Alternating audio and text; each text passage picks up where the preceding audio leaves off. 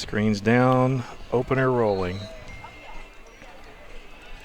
The following is a live sports presentation of Glycod. GLICOD.com. Glycod's coverage of Interstate Battery's Southern Indiana high school football starts now. Presented by Jim Butner Auto Group.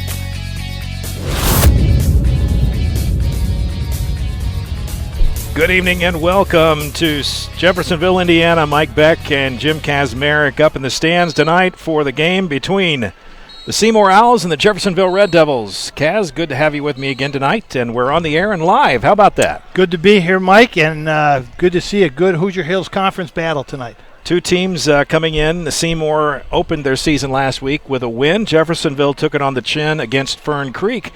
But on paper, these teams seem to be fairly evenly matched. What do you think? Well, they should be. Jeffersonville is going traditionally, and we'll base that on our tradition of Jeff. We'll have some very athletic players. They'll have some big, strong players on their team. Seymour, going back on traditions that Seymour's always had, they will run a counter offense. It'll have a lot of misdirection, and they'll run a lot of play-action passes, and they'll end up with receivers wide open. You'll wonder, how in the world did that kid get so wide open? And they've just run very disciplined routes, and that's what Seymour traditionally is famous for. Seymour has a coach that's in his starting his third year. Michael Kelly's been there a couple of years. He's seen improvement the first two seasons. Progress there? Well, I think last year they were 6-4. I think his record now would be maybe 11-10. Yes. So yes, he is making improvement, and you know sometimes it's incremental. You got to be in the program to really see the improvements, and sometimes you don't even see them on the field. But the coaches in practice and watching film will see those improvements. And then across the way, Isaac Parker entering just his second game as a head coach. Lost last week to Fern Creek, but they're hoping for a different outcome tonight. Well, Coach Parker talked about his offense, and they were punchless last week. I think they had a total of 85 total offensive yards, and that is not a traditionally Jeff offensive team. But he's very, very excited about tonight. He said he had a great week of practice. They worked on a lot of little mistakes that ended up costing them big chunks of yardage last week. So I know he's excited about seeing a big improvement in his team. All right. Well, we'll go ahead and take our first break. We'll come back with your interview with Coach Michael Kelly of the Seymour Owls. That's coming up next. You're watching Glycod's coverage of Kentuckiana high school football. Stand by, folks. Football coming your way in about 25 minutes. The Locker Room is proud to be a supporter of high school sports on Glycod. Located at 319 Spring Street in historic Jeff, the Locker Room has been in business for over 40 years and was Southern Indiana's first screen printer. They specialize in wholesale screen printing, t-shirts, and have a full-time graphic artist on staff. Owned by David Oram, the Locker Room invites you to team up with the best. For more information, call 812-282-8600. That's 812-282-8600. The Clark County Youth Coalition, Clark County's local coordinating council for a drug-free Indiana, presents What's Your Side Effect? Join the movement of thousands of young people working together to build a better world through living healthy, passionate, drug-free lifestyles. Our program includes tips that will help you live the good life and make chasing your dreams a lot easier. Get healthy, get inspired, get the facts at what'syoursideeffect.org.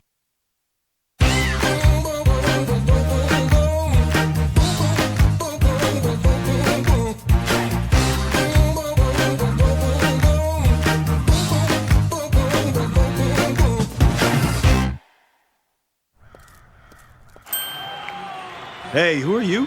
Oh, hey, Jeff, I'm a car thief. What? I'm here to steal your car because, well, that's my job. What? What? What? What? What? What?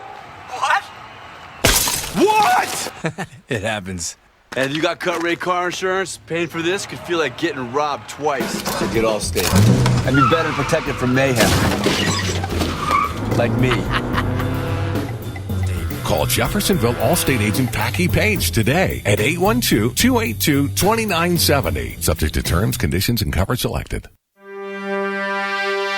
This edition of Coach's Comments is brought to you by Allstate agent Packy Page, with offices in Floyd Snobs and Jeffersonville. To find out how Allstate can put you in good hands, or for a free quote, call Packy at 812-202-7271.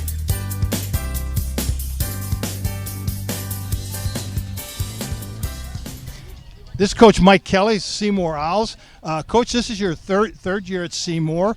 You've taken over a program that had kind of dropped down a little bit. So after 3 years, what's the state of your program now? I think we're on the rebound. I think, Coach Shattuck did a nice job of getting, I think his last year was 8-4, and he did a great job with the program. And then had a little sloop in terms of our productivity that my first year. But last year was a great year in terms of a rebound year for us, and now we're looking for just to continue to climb. You said in one of the things that you sent me that you needed to work on mistakes that you made last week.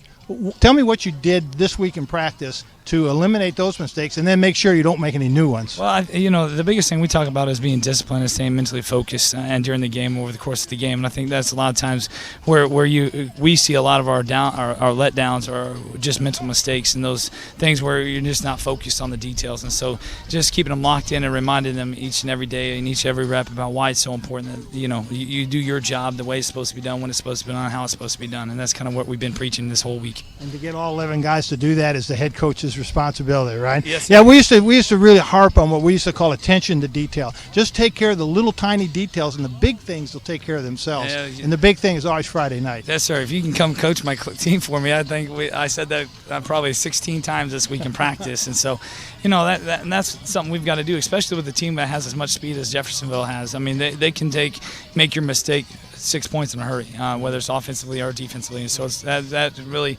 that really restates why it's so important that you take care of the details.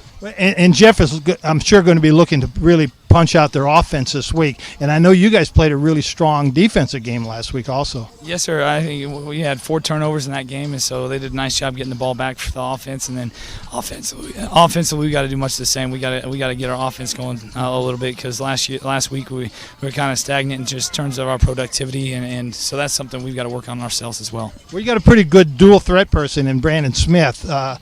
Besides him, who else should we be looking for tonight? Well, I think we got a couple of receivers that can do some things. Our tight end does a nice job in route running and just blocking as well. And so number 87, Braden Barker, and then a receiver core with Eli Henderson and Ryan Elmore and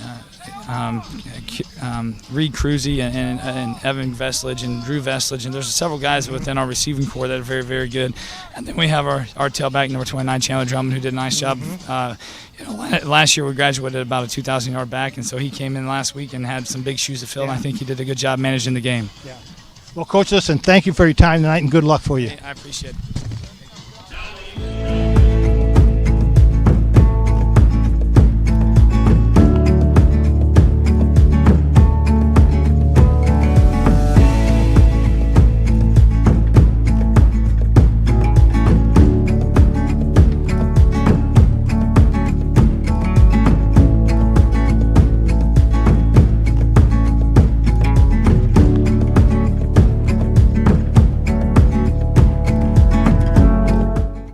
Let's be honest, you don't see Grandma nearly enough. Which means the dead car battery you've spent the morning dealing with has robbed her of precious grandkid time. It's unfortunate, sure, but it's not like she's gonna write you out of her will or anything. Right? When you need to be there, you need an Interstate. The car battery auto techs prefer.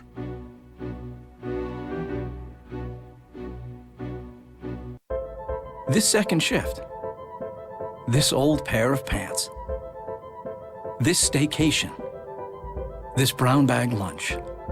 At American Family Insurance, we understand what it takes to make your new kitchen, that new car, or your new house a reality. It's the same as it takes to protect it, to protect your new life, your future, your dreams. Yes, I'm a dreamer. Hi, this is Sheriff Jamie Knoll of the Clark County Sheriff's Office reminding you to please buckle up, wear your seatbelts, and refrain from texting while you're behind the wheel. Your safety is our priority. Enjoy the game. You're watching Southern Indiana High School football from Glycod.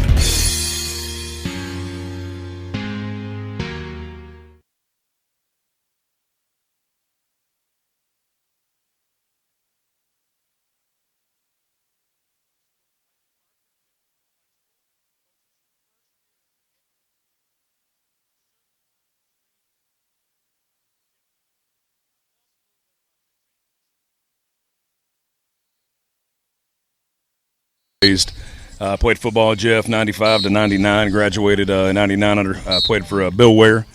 I left here, went to the University of Louisville. When I left U of L from playing football, I still had the bug, still wanted to be around the game, and started coaching, and that was in 2003, and I'm still coaching. So, been back here at Jeff since 2015 as an assistant, and it's my first rodeo. It's a tough bug to get out of your system, isn't it, Coach? That's impossible. Yeah. Well, and it's great. It's great that you've taken coaching as actually a second career for you. Isn't that right? I take coaching as my stress relief. I'm a police officer in Jeffersonville. I was hired there in 2003 as well.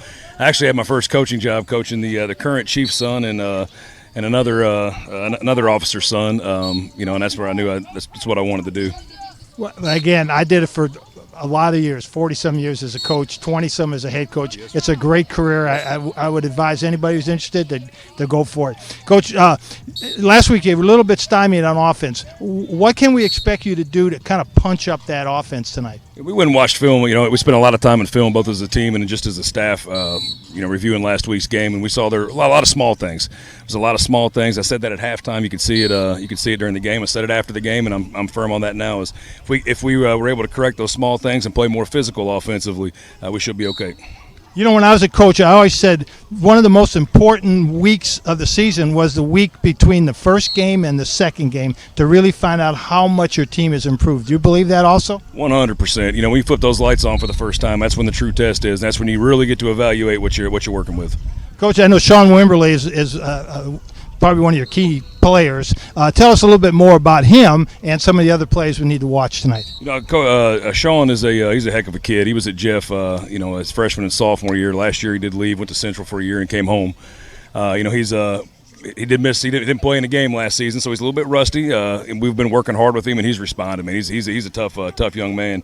We're expecting the defense in its entirety to step up again. We do have some players that didn't play last week that were due to injuries. They're stepping up this week, and we're hoping those young cats that step up are ready for the challenge. Well, Coach, I bet there will be, and I know you'll be ready for the challenge. And good luck tonight, and thanks for your time, Coach. I appreciate you. Thank you. The Clark County Youth Coalition, Clark County's local coordinating council for a drug-free Indiana, presents What's Your Side Effect? Join the movement of thousands of young people working together to build a better world through living healthy, passionate, drug-free lifestyles. Our program includes tips that will help you live the good life and make chasing your dreams a lot easier. Get healthy, get inspired, get the facts at what'syoursideeffect.org. A proud supporter of the Providence Pioneers and Southern Indiana High School athletics, Mack Construction is a second-generation company that provides quality workmanship in heavy civil construction, asphalt, and streetscape while maintaining focus on worksite safety and productivity. Put Mack Construction's nearly 40 years of award-winning service to work for your project. For more information, visit mackconstruction.com. Mack Construction. Experience. Reputation. Solutions. Of wind. And just like your stomach after that strip mall sushi, well, I'm a bit unpredictable. Let's redecorate. What's the matter, Tanya? I thought you loved being spontaneous. I do. And if you got the wrong home insurance coverage, I might break the bank too. So get Allstate and be better protected from mayhem, like me. Call Jeffersonville Allstate agent Packy Page today at 812-282-2970. Subject to terms, conditions, and coverage selected. Dubuque County Fair is about to get its face melted! Yeah! 1 second. I guess their faces are safe. Shut up, Jeff. Yeah, Jeff, shut up. Shut up, Jeff. I don't need your help. Just like what happened in Pittsburgh. Never mention Pittsburgh! When you need to be there, you need an Interstate, the car battery auto techs prefer. Come by Interstate Batteries, 1510 Production Road, Jeffersonville. Hi, this is Sheriff Jamie Knoll of the Clark County Sheriff's Office reminding you to please buckle up, wear your seatbelts, and refrain from texting while you're behind the wheel. Your safety is our priority. Enjoy the game. You're watching Southern Indiana High School football from Glycod. Welcome back to the field. Mike Beck, Jim Kazmarek, coaches' interviews out of the way. Let's talk about game day weather and look at the beautiful evening for football. We've got it brought to you by the Locker Room tonight. Forecast sunshine, just some high, thin clouds. Temperatures 85 degrees and slowly falling back. We'll be in the upper 70s by the end of the game tonight, but no real threat of rain in the area, and a nice little breeze up here, Kaz. Well, it's 2 weeks in a row without rain, and it is a nice breeze, and we're going to have a beautiful sunset. Yeah, great night for a high school football game. And your game day weather brought to you tonight by the Locker Room, your place for screen printing and embroidery in historic downtown Jeff. Visit them at 319 Spring Street or call them at 812-282-8600.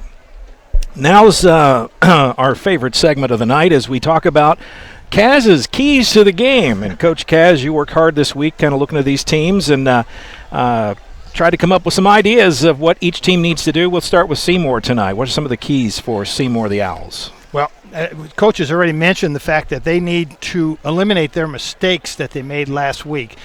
In this game here, mistakes against Jeffersonville could be compounded twice as bad as last week just because of Jeff's athleticism. So eliminate all those mistakes. Don't make any new ones. It's easier said than done. That's right. They need to have a fast start. Last week they started out very, very slowly, ended up winning the game late in the second half. The coach wants them to have a much faster start for this game. Come out of the gate ready to play right away. Okay, and last one. Yeah, Brendan Smith is their go-to guy, and he needs to have another big game running and passing.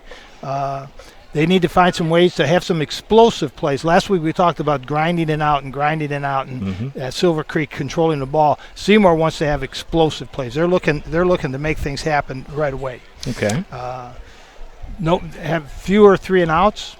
Have some sustained drives, and lastly, create turnovers. Jeff had a lot of turnovers last week. Let Jeff continue to do that. Create turnovers for yourself. All right, give the ball back. That's what they're asking for. Well, let's talk about keys to the game tonight for the Red Devils, Jeffersonville. They've got some keys as well. Well, they didn't have a lot. They didn't have a lot of good things last week. However, the best thing they did was play very good defense. And even though they gave up 35 points to a good Louisville Fern Creek team, they thought that was a real positive. So they need to stay real positive on defense. They need to do whatever they did last week and add to it this week by playing really good defense. Hopefully this week they were able to put together some punch in their offense. They need to have some excitement in their offense. Okay. Eliminate mistakes, eliminate the turnovers. No turnovers. But if they have a turnover, later on we can talk about what we used to call the sudden change. So if you do have a turnover, you've coached your players into what we would call the sudden change. So that we can talk about that a little bit later when we have some time. Okay. Their playmakers need to make plays. Sean Wimberly needs to make some plays for them. Okay, we're going to have to quickly jump out of here. We'll be back in just a minute right here on Glycod.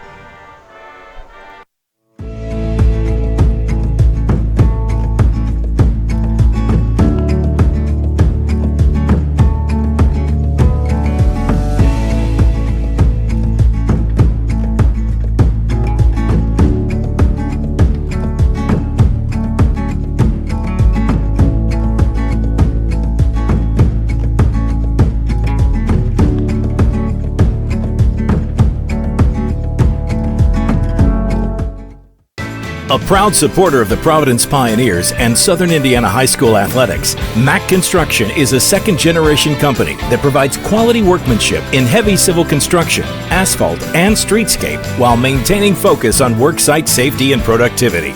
Put Mack Construction's nearly 40 years of award-winning service to work for your project. For more information, visit mackconstruction.com. Mack Construction. Experience. Reputation. Solutions. Hey, who are you? Oh, hey, Jeff, I'm a car thief. What? I'm here to steal your car because, well, that's my job. What? What? What? What? What? What? What? It happens. And if you got cut rate car insurance, paying for this could feel like getting robbed twice. So get Allstate. And be better protected from mayhem. Like me. Call Jeffersonville Allstate agent Packy Page today at 812-282-2970. Subject to terms, conditions, and coverage selected. In one fell swoop, one innocent city will be left with one burning question. What? No. When you need to be there, you need an Interstate, the car battery auto techs prefer. Come by Interstate Batteries, 1510 Production Road, Jeffersonville. You're watching Southern Indiana High School football from Glycod. Jim Kazmarek, Mike Beck at Jeffersonville High School tonight as Jeffersonville gets ready to host the Seymour Owls, and needed to let you know the keys to the game tonight were brought to you by Mack Construction in New Albany. Mack Construction provides safe, productive, quality workmanship in civil construction and excavation. Visit mackconstruction.com. Now it's time for our starting lineups tonight. Let's look at Seymour first, and I've got the full roster here. Brought to you by Interstate Batteries. The Owl offense starts and goes with Brendan Smith, the quarterback. Right, and he's the main man. Run-pass threat. They run some what is called a run-pass option, RPO. So he'll be the main man. I think last week he had 128 yards and 28 carries, and passed for 162 yards. So he was a busy man, yes. And based on just their lineup, they have what I'd call an old school traditional pro set, which is tailback, fullback, 2 wide receivers, and a tight end. Right. You don't see that much anymore. No, you really don't. Most people are running shotgun of some sort or another, yes. All right, and looking quickly at the defense for Seymour. Not a lot of carryover. Most of the guys on offense are different than the guys on defense. Well, and you would expect that from most 5A programs, that they're not going to have too many players play both ways, if any. And it does help you in practice. So you can divide your practice. The kids are going to get twice as many reps done every week. I don't know if you saw this in your pregame prep, but the Owl defense has very unique naming convention for their defensive positions. You noticed that? Yes, I did. Jack, end, nose, anchor, stud, bandit, Mike. I like that. I like Mike. I want to be Mike. You probably were Mike when you played.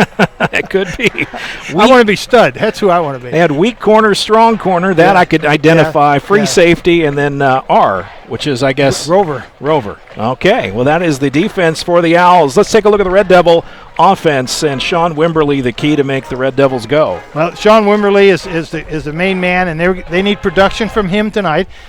Coach said he hadn't played last year, so basically, he's got one game of experience, so we'll see how much he's improved from week 1 to week 2, but they need Sean Wimberly to have a big game. You're looking at Isaac Finley, a very speedy receiver, a very speedy kick return man for them also. Also, Jared Tyson will line up in the backfield, number 22, as a running back. And then Anthony Mack, another player out on the wings that could get some attention tonight. So let's take a look at the Jeff defense. They were the stars of the game last week, and only one player goes both ways for the Red Devils. But again, big school. I think Jeff now is 6A. You don't expect 6A schools to have a lot of kids playing both ways. It makes coaching a lot easier when you can get twice as many reps done in a week than you would if a kid was playing offense and defense. All right, starting lineups tonight get started with Interstate Batteries, locally owned at 1510 Production Road in Jeff. Interstate Batteries, a proud supporter of high school sports on Glycod.com. Interstate Batteries, outrageously dependable, and they brought you your starting lineups tonight. Stand by, it's our final break. When we come back, guess what? It's kickoff. Seymour, Jeffersonville, underway right after this. Dr. Carter's office, Annette speaking. How may I help you? From your very first call through your dental exam and recare appointments, the warm personal care from Dr. Todd Carter and his friendly staff at Carter Family Dentistry will put you at ease. Dr. Carter can take care of you and your family's dental needs, from gentle cleanings to complex procedures. Call Annette or Joyce today at 812-944-5155 and see why 5 generations of patients still return to Carter Family Dentistry, located on Mount Tabor Road in New Albany. I'm a bunch of wind, and just like your stomach after that strip mall sushi, well, I'm a bit unpredictable. Let's redecorate. What's the matter, Tanya? I thought you loved being spontaneous. I do. And if you got the wrong home insurance coverage, I might break the bank too. So get Allstate and be better protected from mayhem, like me. Call Jeffersonville Allstate agent Packy Page today at 812-282-2970. Subject to terms, conditions, and coverage selected. Dubuque County Fair is about to get its face melted! Yeah! 1 second. I guess their faces are safe. Shut up, Jeff. Yeah, Jeff, shut up. Shut up, Jeff. I don't need your help. Just like what happened in Pittsburgh. Never mention Pittsburgh! When you need to be there, you need an Interstate, the car battery auto techs prefer. Come by Interstate Batteries, 1510 Production Road, Jeffersonville. As an industry leader that specializes in commercial and industrial maintenance, Hussong Mechanical Contractors provides dependable, peace-of-mind service. Countless companies and organizations have relied on family-owned HMC for precise solutions on design, service, automation, energy, and plumbing. Their expertise can oversee your project from start to finish. To find out how Hussong can help your business, visit Hussong.com. From Glycod, it's Interstate Battery Southern Indiana High School Football. Interstate Batteries, outrageously dependable since 1950. Tonight's game is presented by Jim Butner Auto Group in Clarksville, striving to keep you driving. And is also brought to you by the Clark County Youth Coalition. Get inspired, get the facts. Visit what'syoursideeffect.org. By Allstate agent Packy Page. He puts you in good hands. And by Clark County Sheriff Jamie Knoll and Centra Credit Union. Now to the field for all the action from Glycod on Interstate Batteries Southern Indiana High School Football. Presented by Jim Butner Auto Group. And welcome back here to the field, Mike Beck, Jim Kazmarek, and it's time to get this thing underway. They almost started without us. They can't do that. All right. Owls line up to kick off. It looks like Josh Guevara is kicking off for Seymour. Deep is Finley and Ferguson. And that's Isaac Finley. Finley with the return. Carries it loose out in one hand. That's dangerous. Gets out across the 30. And it'll be 1st and 10. Red Devil ball near the 35. That's kind of an unusual way to carry the bread. Not one you would coach, actually. I imagine I could hear you on the sidelines. 1st and 10, Jeffersonville. Ball spotted at the 35-yard line. That's where they'll get going here. Mike Beck, Jim Kazmarek in the booth. Glycod.com. Jeffersonville and Seymour. Owls in the white and purple pants. Yep. Jeffersonville in the red shirts and white slacks. Yeah. Wimberley's under center with a spread offense and one back. Single tailback goes in motion, takes the handoff.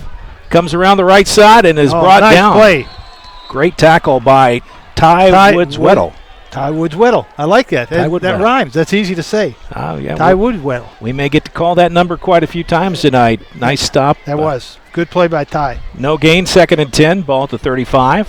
Ty's cornerback, and he read that sweep nicely, and he came up on a nice play. Red Devils bring it up to the line. Wimberley. Single setback is Hathaway. Wimberley calling out some instructions to Finley out on the far side. He's in the shotgun this time. Maybe a passing situation for Jeff. No, it's a handoff, and it goes nowhere. As a matter of fact, they lost some yardage on that play. Nice stop by the defense, the Owls. That's Corey Matuski. Matuski? I believe that's the way we would pronounce it. Well, he great penetration. They'll knock 3 yards back. It'll be 3rd and 13, not the way Jeff wants to start. Or Motosicki. Motosicki. Well, that's a name we'll get to call a lot here tonight. 3rd and 13. Red Devils in the first 3rd and long of the game. Hathaway, the tailback. Finley out near the wing. Wimberley goes under center. He's going to put it in the air. Airs it out. Has a receiver wide open. And simply overthrows Jalen Bell Mansfield. He was wide open. A little bit of pressure on Sean, but he had a chance to step forward and make a play on that one. Yeah, he could step into it. Yeah, he's little pressure, but not really enough to make him throw it that deep.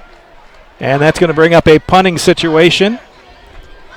Cameron Armstrong punting, and deep for Seymour is nobody. The referee. The ref going to back there and return it. Now they decide to send someone back. Ethan Rogers. Kick is up. Fair catch called for. Drops it. He'll fall on it at the 43-yard line. It'll be 1st and 10 Owl ball. That's the one thing you don't want to do is drop the kick. I believe that was actually Josh Pennington who went back there to. Josh Pennington. Yeah. Sorry. Number 25. 1st and 10 Owl ball. And we'll get to see the Red Devil defense. They played a good game last week against a very, very tough Fern Creek offense. Held them till the 4th quarter, and it kind of got away from them then. 1st and 10, ball at the 43. Seymour, first look at Brendan Smith tonight under center. And they're spread, shotgun, one back. Waits for the snap. Has it. Hands off up the middle. Running play, it'll pick up about 3 yards. 2nd down for the Owls. Nice tackle by Jackson Price at the defensive end spot. And number 99, that's Savon Mural. Chandler Drummond, first carry of the night, picks up 3 for the Owls. 2nd and 7. Chandler's the big running back for Seymour. He scored a touchdown last week. He had a lot of yards rushing. Smith in the huddle with his team. They're talking it over. No hurry. No, they're certainly taking a long time. So, play clock down to 10. Taking their sweet time. They better get set. And a whistle. Timeout taken by Seymour. And I can tell you right now, coach is not happy with that outcome. That's not what he expected. Well, and you could tell by the way he was striding out to meet the offensive players that he was not real happy with that. All right, we'll take a quick break. We'll be right back right after this on Glycod. Hi, this is Sheriff Jamie Knoll of the Clark County Sheriff's Office reminding you to please buckle up, wear your seatbelts, and refrain from texting while you're behind the wheel. Your safety is our priority. Enjoy the game. This portion of tonight's game on Glycod is brought to you by American Senior Community Locations, Clark Rehabilitation in Riverview Village.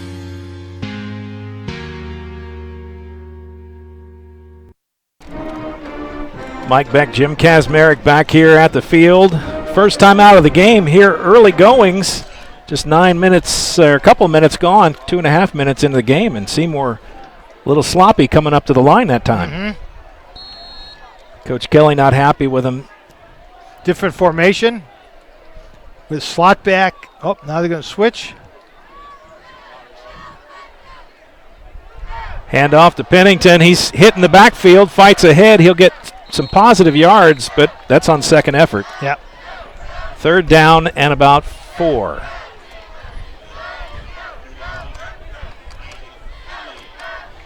They were using that offset back that was kind of hidden in the backfield. They were using him as a blocker, like a pulling guard.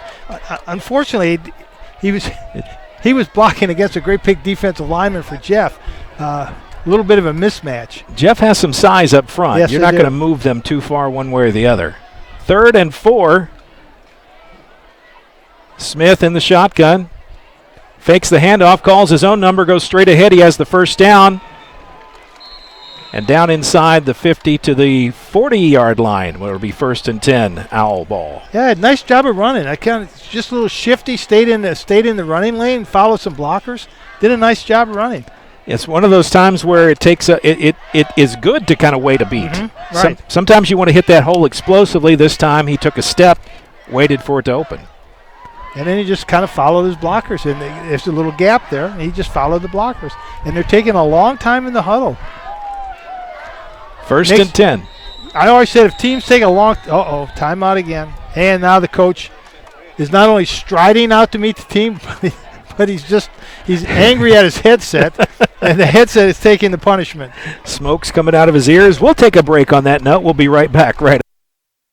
You're born with the brain power to make smart choices and the opposable thumbs to click on them. You shop carefully for a lot of things, but what about your bank? Better borrowing rates? Yes, please. Lower fees? Duh. More money for you, less for the bank. Access to a cooperative network of convenient locations and a place where they go the extra mile for you. It's your money. Start right here. Centra Credit Union. Centra.org. Federally insured by NCUA. Equal housing opportunity.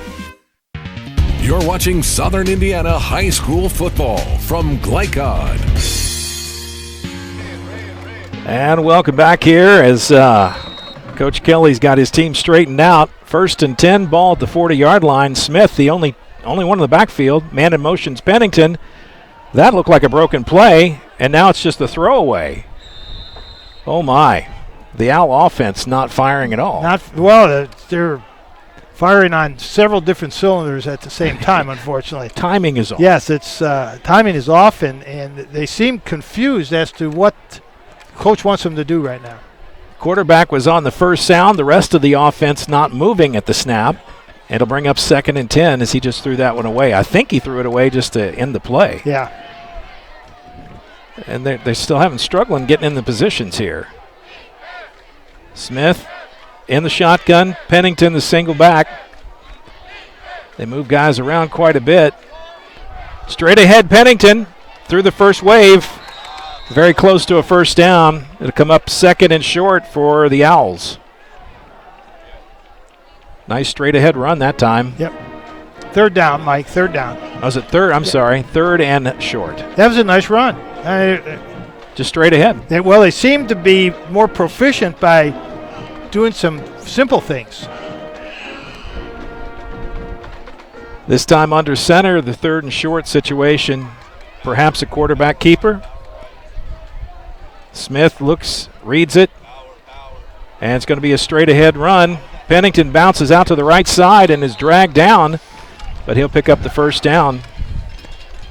Tackle that time by Jalen Cobbs. And the right side of the Seymour line did a great job of sealing off the entire Jeff left defense. And you notice the route he took. He just stayed right on that angle. Looked like he was going to go straight ahead, and then he just kind of kept sliding to the outside. That's because the right guard and right tackle and the tight end on that side did a great job of sealing the Jeff defense. 1st and 10. Ball to 26-yard line. Smith in the shotgun, calls out the signals, hands off. Pennington this time stopped at the line of scrimmage, and a big hit late. Jordan Wagner on the initial hit. Devaka Parks comes flying in there to put a lick on him. Mm-hmm. Nice play by Jordan Wagner. Very good play. Minimal gain, we'll call it 2nd and a long 9, ball at the 25-yard line. And Jordan, by the way, was the person that scored Jeff's touchdown last week. He recovered a fumble and ran it in for a touchdown. Oh, good note there. Smith in the shotgun, Pennington to his left. 2 receivers to this side, that's where he goes. Intercepted. And it's pulled down single-handedly. Up the sideline and out of bounds just short of the 40-yard line. Great pick, Devaka Parks. Devaka Parks, one-handed interception. And stops the drive for the Owls. Yeah, he was playing free. I think he was playing free safety, and he just drifted over to where the ball was. Ball would have been a little longer. It would have been a touchdown. But Parks did a wonderful job of intercepting that. Parks looked like Willie Mays out there single-handedly. He looked like Odell Beckham with that one-handed grab. And you know, Mike, they wear these gloves now that are so sticky that even I could catch. Yes, even you could catch. Okay, and me. 1st and 10, Red Devils hope to capitalize on the momentum from that interception. Devaka Parks on the sideline getting greeted by his teammates. Wimberly under center, 1st and 10. Hands off left side. That time nothing much for Hathaway. 6'1", 195-pound senior. Picked up 5 on the carry. Looked more than I thought. Yeah, he did. He did a good job of running the ball. 2nd and 5. Bring it up to the line. Wimberly talking to his receiver to bring him in a little bit. He's a little out.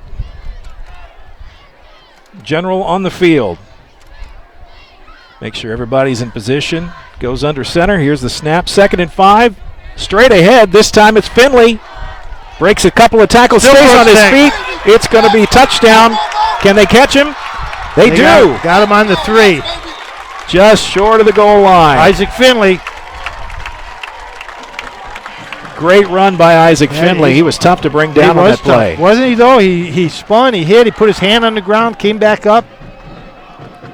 They'll spot him down right at the 5-yard line. So it'll be 1st and goal from the 5. Jeffersonville, first time in the red zone tonight. Knocking on the door. Can they put it in the end zone? Points were at a premium last week. Yes. We're looking into the sun here. We'll try to get our visor down. And a timeout taken by Coach Parker. Too crucial a possession for the Red Devils. He wants to talk it over for Jeffersonville. They'll take a timeout. We'll take a break as well. We'll be back in just a moment. You're watching Glycod's coverage of Kentuckiana High School football. Hi, this is Sheriff Jamie Knoll of the Clark County Sheriff's Office reminding you to please buckle up, wear your seatbelts, and refrain from texting while you're behind the wheel. Your safety is our priority. Enjoy the game. This portion of tonight's game on Glycod is brought to you by American Senior Community Locations, Clark Rehabilitation in Riverview Village.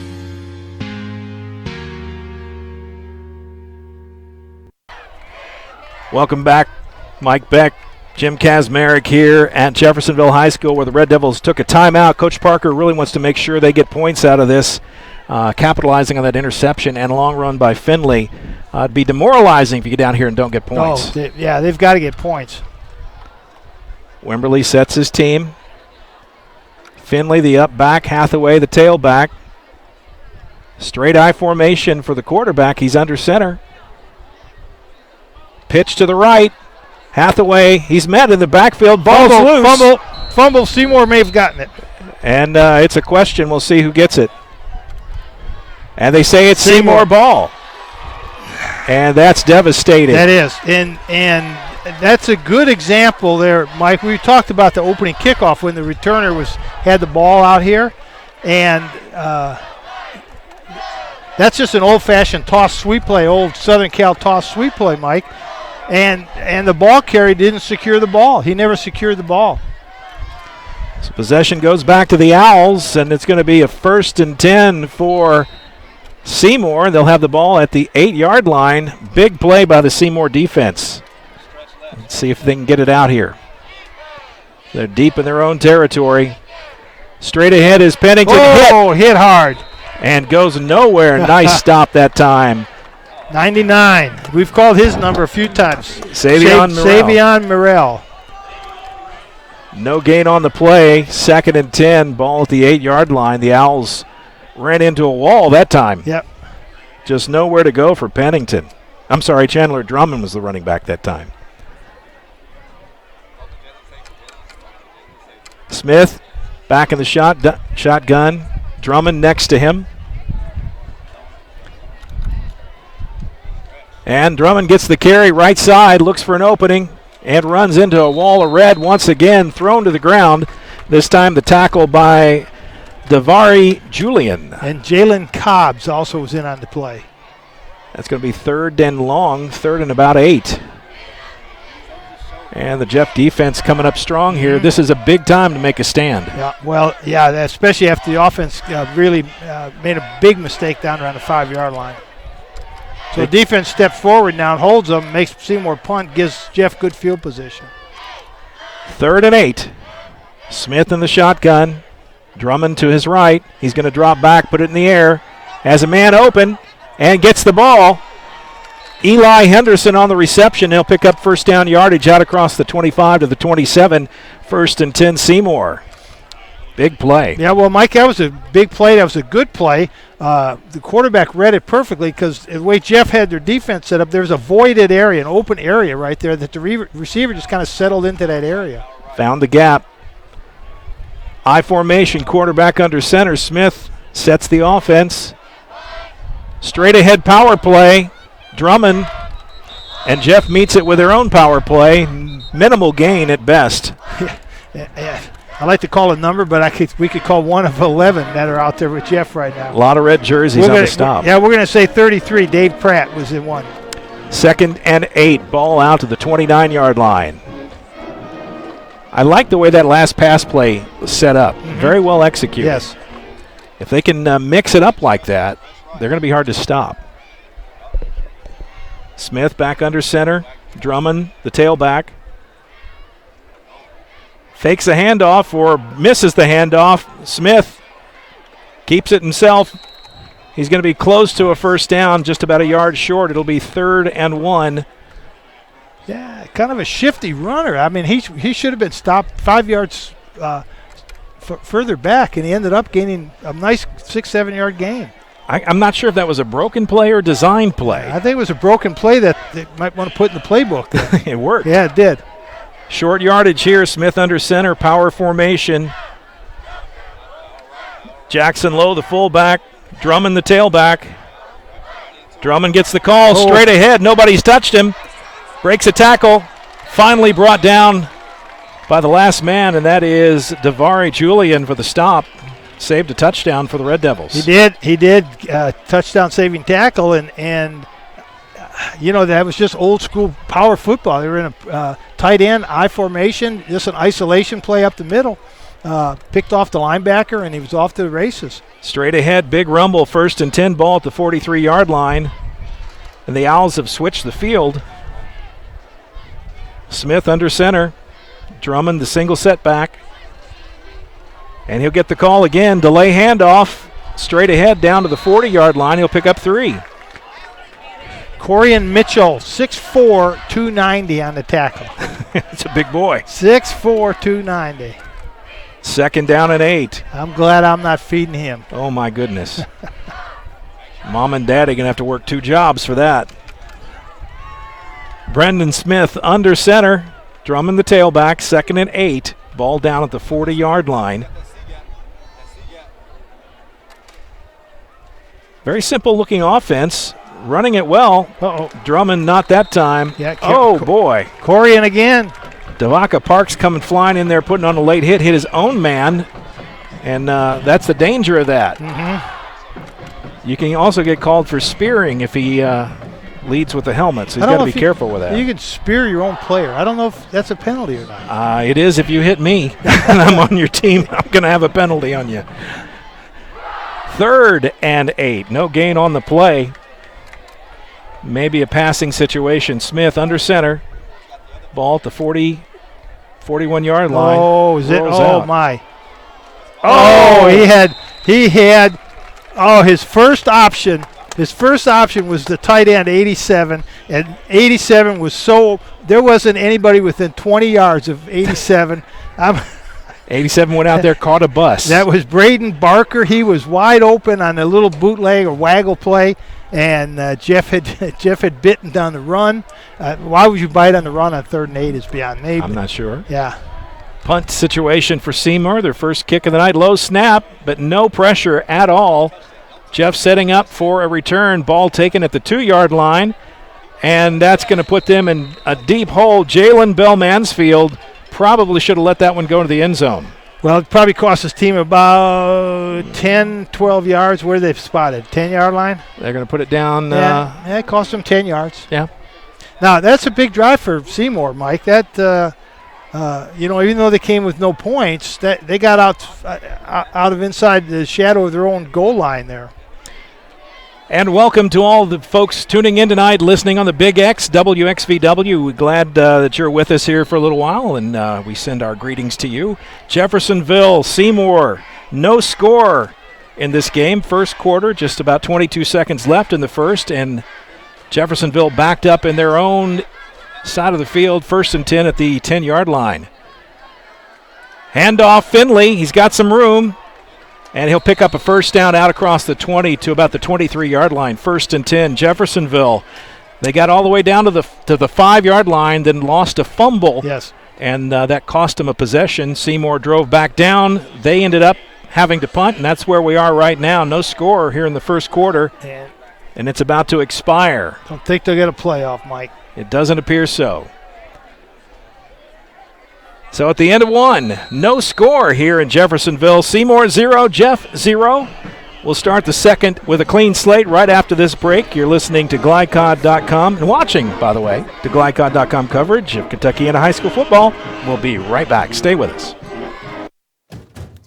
Dubuque County Fair is about to get its face melted! Yeah! 1 second. I guess their faces are safe. This is the... Shut up, Jeff. Yeah, Jeff, shut up. Shut up, Jeff. I don't need your help. Just like what happened in Pittsburgh. Never mention Pittsburgh! When you need to be there, you need an Interstate, the car battery auto techs prefer. Come by Interstate Batteries, 1510 Production Road, Jeffersonville. The Clark County Youth Coalition, Clark County's local coordinating council for a drug-free Indiana, presents What's Your Side Effect? Join the movement of thousands of young people working together to build a better world through living healthy, passionate, drug-free lifestyles. Our program includes tips that will help you live the good life and make chasing your dreams a lot easier. Get healthy, get inspired, get the facts at what'syoursideeffect.org. You're watching Welcome back here to the field. Mike Beck, Jim Kazmarek, glad to be with you tonight. Time for a quick scoreboard update brought to you by the Clark County Youth Coalition. Floyd Central and Providence knotted up at 7 apiece. In first quarter, right. The first quarter score. Kind of surprising. So we appreciate the Clark County Youth Coalition for 35 years. Been in the area and doing great work, and we thank you for your support of high school football. Let's get back to the action. Straight up the middle. And a big tussle there for Isaac Finley. And he doesn't get much yardage on that play. It'll be 2nd and about 7. 1 quarter in the books, no score here at Jeffersonville. The Owls of Seymour come down I-65 to tangle with the Red Devils in a Hoosier Hills Conference matchup. And they played pretty even so far. Yes, they have. Yep. 2nd and 6 for the Red Devils. Wimberley under center. Finley in the backfield. Fake through the second man. Wimberley's got a wide open receiver. He gets him the ball, but can he get to the end zone? He's going to outrun it. Yep. Touchdown, Jeffersonville. Gervasio Mitchell. Oh, yeah, forgot about the cannon. And you just remembered. Yeah, huh? I just did. Touchdown, Jeffersonville. They set that up perfectly. Bang, bang, bang up the middle. Threw it down the field. And I'm going to tell you, Wimberley's got to watch out. He took his helmet off as he was walking off the field. Had the referee seen that, that would have been a 15-yard penalty. You don't take it off until you're off the field. Okay. Jeffersonville lines up for the extra point. Gayfred Altamirano is the extra point kicker. The holder is Zach Gardner. Snap is high. They get it down. The kick is up. And it's in. Wasn't pretty, but it was good. They'll take it. That's about the distance they needed. Not much more, but the score is 7-0. Jeffersonville draws first blood. Well, it was a great pass by Wimberley, and his offensive line gave him a lot of protection, Mike. One receiver just running deep. He just outran the Seymour secondary. Jeffersonville to kick off.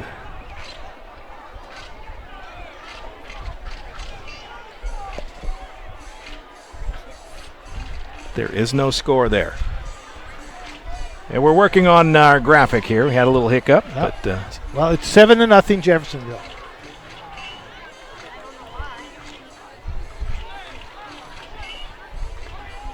About a minute gone here in the second quarter. Jeffersonville showed how you do it. Run, and then nail it with the pass. Mm-hmm. Well executed. Well, again, the key to that was the offensive line gave Wimberley some nice protection, and he was able to step in. He throws a nice ball, too. Well, if they said he was rusty from a year off while he was over at Louisville Central, it looks like that rust is starting to wear off. Uh-huh. Yep. Time for the kickoff. Altamirano going to put it in the air for the Red Devils. Here's his approach. A little better kickoff than he was on his extra point. Hits the hands of the receiver. That is Pennington, picks it up. Now looking for a seam, gets past a few, but not enough. And he'll be down right at the 20-yard line. It'll be 1st and 10. Seymour playing from behind now. Does that change your offense any, Coach? Not at this point of the game. It shouldn't. Yes, you're still running your basic plays. You're still trying to set some things up.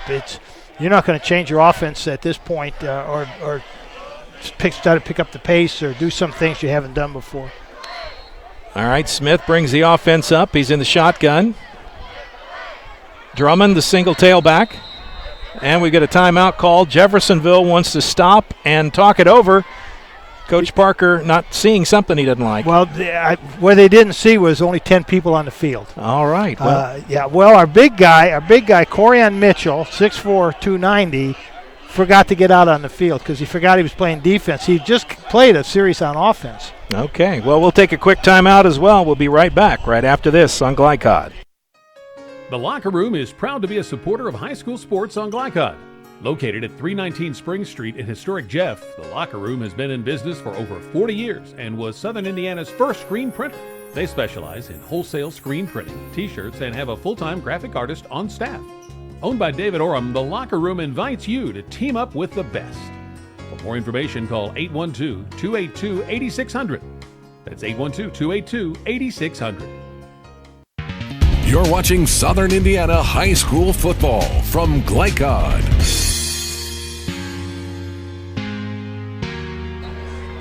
Mike Beck, Jim Kazmarek, glad to be with you here at Jeffersonville High School. Back to the action. After that timeout, the Owls take it over. Drummond, nope. I couldn't tell who had the ball there for a second, but the referee went down and looks like he is hurt. He's hurt. Got the ankle. I'm not sure if he's going to be able to go or not. Timeout on the field. This is an injury timeout, so we'll just stop the clock as they attend to the referee who got cut. That's the umpire. The umpire. The umpire is the official who lines up behind the offensive line, and it is probably the most dangerous position you could be on. And you'll notice now that in the professional football, they don't use an umpire until the last 2 minutes of the game. Really? They've moved him out of that position because it's so dangerous, and he looks like he's hurt. Yeah. Appears to be something with his ankle or lower leg. And while they attend to him, we'll go ahead and take a break. We'll come back in just a moment. Stand by, folks. We'll get our things in order here, and we'll come back and chat with you in just a moment. You're watching Glycod.com coverage of Kentuckiana High School football.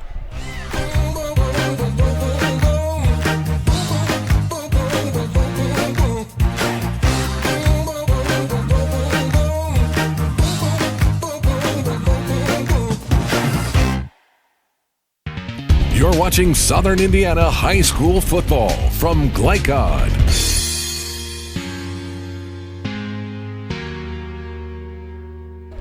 And welcome back here, Mike Beck, Jim Kazmarek, as there's a stoppage on the field, and the referee injured on that play, and they're taking a break to attend to him. Let's do a quick scoreboard update brought to you by the Clark County Youth Coalition. What do you have? Well, we have two new scores. We have Silver Creek and Salem knotted at 0-0 in the first quarter, and Charlestown's beating Brownstown 7-0 in the first quarter. That's a little bit of a surprise. Well, it would, and I would say Charlestown is going to look for some revenge against Brownstown as always, because they're the top dog in that conference. They sure are. But Charlestown's probably still licking some wounds from last week, too, so they're going to be fired up.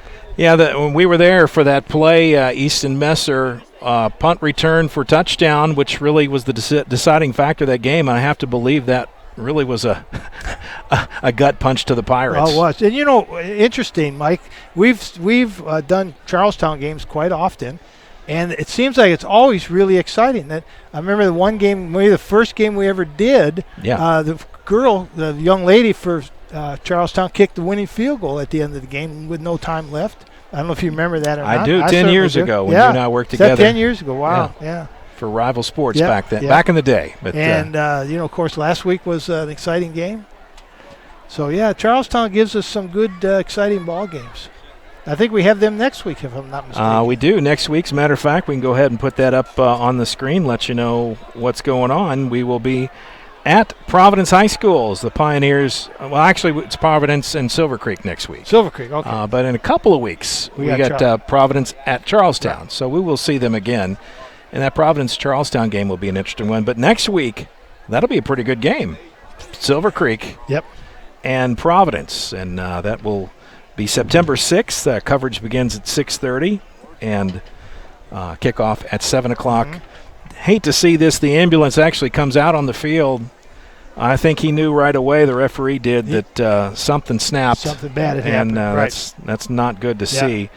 High school football, they'll continue on, but they're just going to be one official short. Well, they'll work with 4 officials. They may take the back judge and move him up to become the umpire, or they might just not have an umpire. Have you ever been in a situation as a coach where you lost 2 officials? How did they move forward? I've never had that. I had one official break his ankle actually before the game started. Oh wow! And I don't know what he was doing, how that happened, but he had injured his ankle before the game started, and they went out with 4 officials. And what they did is they moved the back judge up to become the umpire. Okay. But again, that umpire position is rather dangerous, and it's not one you'd say I'd rather be the back judge. Yeah. It's better. I'm 20, 30 yards behind everybody. Yeah. And it is. There's just so much happening there, and they usually stand 5 to 6, 7 yards behind the line of scrimmage. But so much stuff happens, and they get caught up in, we used to call it the wash. The linemen are falling backwards, the running backs are falling forward, and you just get caught up with feet and legs and bodies. And you have to be fairly nimble.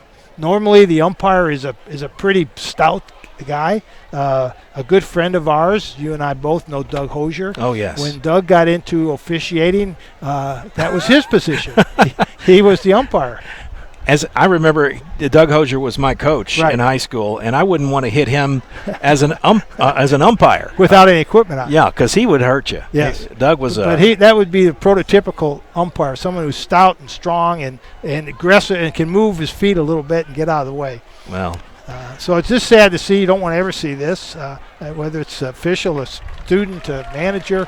You just hate to see the injuries. Absolutely, and that's, no pun intended, a bad break for him. Yes. We pray for he and his family that they'll quickly heal and recover, but probably he's going to be done for the season. His season's probably finished now. It goes pretty quick, and they'll get him off the field and get him to hospital to be attended to, and we wish him well. Sometimes at the schools we get the names of the officials before the game. This particular game we did not get that provided to us, so I don't know his name. But if you want to say a well-wish thought, go right ahead and do that. Well, and we used to get the referee mic'd. Remember when we used to have the referee mic'd? We don't do that anymore either. Yeah, that's a tricky thing when you can get that done. But let's talk about the ball games we've seen so far. We're just about 10 minutes, 50 seconds here to go in the second quarter, so still a lot of first half to be played. 7-0 Jeffersonville. What do you take so far? Well, obviously Sean Wimberly is a very good athlete and throws a very nice pass, and that's going to be a weapon that Jeff's going to use more and more tonight. What also I've noticed is Jeff's offensive and defensive lines are beginning to dominate right now. Especially their defensive line is beginning to dominate Seymour's offensive line. Seymour made that nice drive, and again, if it had the quarterback read the play properly on that little bootleg waggle play, they'd have had a touchdown, or they would have at least continued the drive. They wouldn't have punted, and they wouldn't have ended up giving up the touchdown eventually. So, but that'll be a play. Seymour will come back with that, and I'm sure the coach has coached up the quarterback and has told them that the first option is run, second option is the tight end.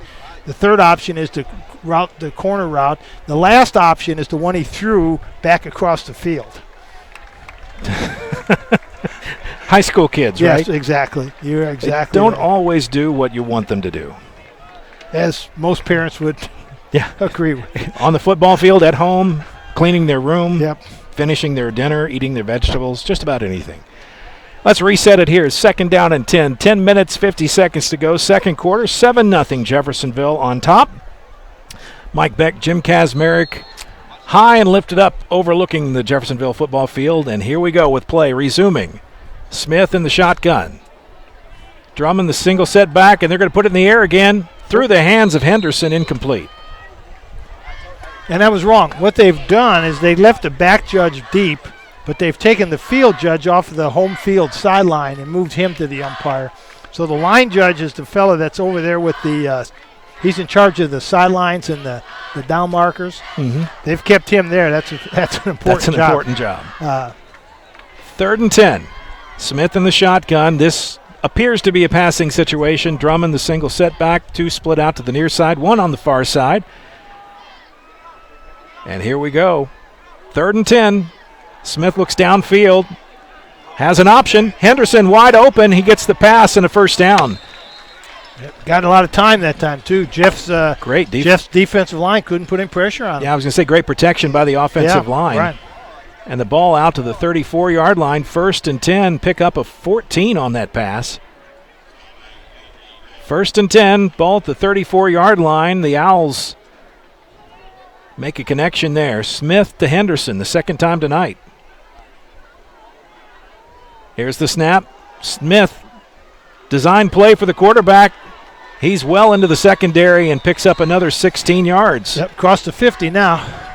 Down at the 49, it'll be 1st and 10 in the Jeffersonville side of the field.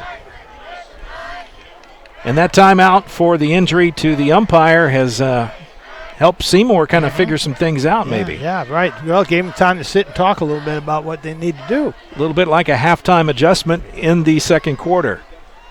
Under 10 minutes, second quarter, 1st and 10, ball at the 49-yard line of the Red Devils. Smith changing some things up. Single setback. Going to put it downfield into the hand of Henderson, and he lets go this time. Jalen Bell Mansfield was coming quick. Yeah, Eli Henderson, he definitely should have caught it. I mean, you couldn't have thrown a better strike than that. That was right in his hands and right in his vision. He didn't have to move anything to catch that ball. Now, as the defensive secondary coverage, it appears to be a zone because they go in and sit in those holes. Yeah, it is. And Seymour's receivers are doing a good job of finding the voided areas, and the quarterback's doing a good job of throwing the ball into there. They just need to catch them. 2nd down and 10, ball at the 49-yard line. Smith in the shotgun. Drummond the tailback. Smith keeps it himself. He'll go ahead for about 3, and it'll be 3rd and 7, ball to the 46-yard line. That was a design play for the quarterback to keep it. This time he had nowhere to go. Interesting call there on that 2nd and 10 to throw that little short pass. Trying to mix it up offensively, I suspect. Mm-hmm. 3rd down. This would be a good time for another one of those little pass plays. He's going to have a spot right here. Set it down.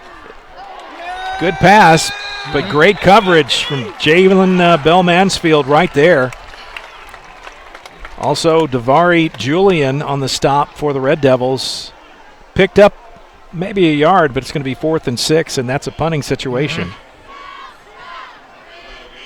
Nice stop by the Red Devil defense. The Owls offense started to click there, but a dropped pass really hurt them. Yeah, that did. That hurt. And I don't know if that ball wasn't tipped at the line of scrimmage a little bit, Mike. I think it was in that last play. Yeah. Punting situation, punt team out. No pressure from Jeffersonville. No, and that would have been a good time to be running a fake, wouldn't it? And no one back. Nice. Wow, 80. Out of bounds right at the 6-yard line. That is Caleb Elliott. What an outstanding punt. Right in the coffin corner. But what a good time. Wouldn't it have been a really nice time for Seymour to have a fake punt in? Well, because there was no rush. There was no pressure. Jeff players were just standing watching. You have to wonder if the coaching staff of Seymour notices that. Maybe they'll save that for a time they need it in the second half. Yeah. Well, they were punting from, the 35-yard line? Yep. Okay, well, let's see what Jeff comes up with out of their own end zone here. 1st and 10, ball down at the 6-yard line. This is where Jeffersonville will take over. A long field in front of them, but they've got plenty of time. Just over 8 minutes to go in the second quarter. Wimberly goes up under center, eye backfield, the old pro set. Hands off to the first man through. Fumble. If Seymour has it. Yeah, they do. And they do. Oh, boy. Oh, heavens. Oh, that's 2 fumbles for Jeff. We talked about this before the game. Jeffersonville turnover friendly last week. Right. Turnover friendly this week. Bugaboo's gotten them twice now. Ball down on the ground. Going to be spotted, I think, at the 7-yard line. Make it the 6. First and goal from the 6. Seymour short field. Chance to knot the score up if they can punch it in. Well, they've got to punch it in. They're not going to get many chances like this. They run a power formation. They're in old school also. I formation, tight end, Jackson, flanker. Jackson Lowe, the fullback. Drummond, the tailback. Smith, the quarterback, under center. That's the old I formation. Straight ahead is Drummond, and he's met by about 3 Red Devils. Nothing doing that time. He may have lost a yard. Morrell there and others. Got some help that time from Dave Pratt. Big guys inside. Yeah. Getting it done. Say no gain, 2nd and goal from just outside the 6. Now's the time to run that little waggle pass, the bootleg pass. Mike, this would be wide open right now. One thing that Jeff has shown is they're pretty stout at the inside. Yes. Smith in the shotgun, Drummond to his left. Kind of an option. No. Quarterback keeper. No, that's not going anywhere. Inside the 5. Just got too much speed for that kind of play. Misdirection, yes. Just Stretch? straight run, stretch, no. No, wasn't there. Too much speed. They'll spot the ball down on the 4-yard line. 3rd and goal from the 4. This is really 2-down territory. So now that they got it on the left hash, would be a perfect time to run that waggle back out here to the right. Power formation. I backfield. Smith goes straight ahead. And the pile moves. He made it. The whole pile moved. The whole pile ended up in the end zone. Touchdown, Seymour. Brendan Smith carries it in the distance, 4 yards. Mike, I got to tell you, Brendan Smith did a lot of good by pushing that pile, but he's not that big. Those 5 offensive linemen, that's a good example of if you keep your feet moving, you're going to drive people off the line of scrimmage, and they did a good job of that. Extra point attempt. Joshua Guevara, number 91 to kick. Drew Schroeder is the holder. It is 7-6, and the Owls look to tie it up right here on the extra point. Can they convert? Snap is good. Hold is good. Kick is good. No good. No good. It spins off to the right. And Seymour trails Jeffersonville 7-6. The extra point's such a big deal in high school football. And Mike, I just noticed. Did you notice Jeff's goalposts are short? They're very short. And I don't think anybody has those little short goalposts anymore. They're the old school H posts. Yeah. Yeah, you don't see them much anymore. 6:44 to go in the first half. Jeffersonville 7, Seymour 6. As the sun slowly sets in the west, the Red Devils cling to a 1-point lead here. Mike Beck, Jim Kazmarek, glad to be with you and enjoying this evening. Nice ball game. Nice night for a ball game. Beautiful weather. Perfect. Seymour go kick it off. Deep for the Red Devils, Finley. And trying to make out the number on the other receiver. Now that is Jordan Ferguson, the other deep back for Jeffersonville. They mix it up. They do. Guevara to kick off. Kind of a bunched format for the kickoff team. It is interesting. Never seen that before. Kind of stacked up there. Makes it a little harder to pick out your return man, I guess. And kicks it short. He does. Bouncer. Uh-oh. He's got the speed and he's got the corner. Kicker Going to be there to try to make the stop. And he fumbled. Loose ball. Did it go out of bounds? And if it did, it'll stay Jeffersonville. I believe it did.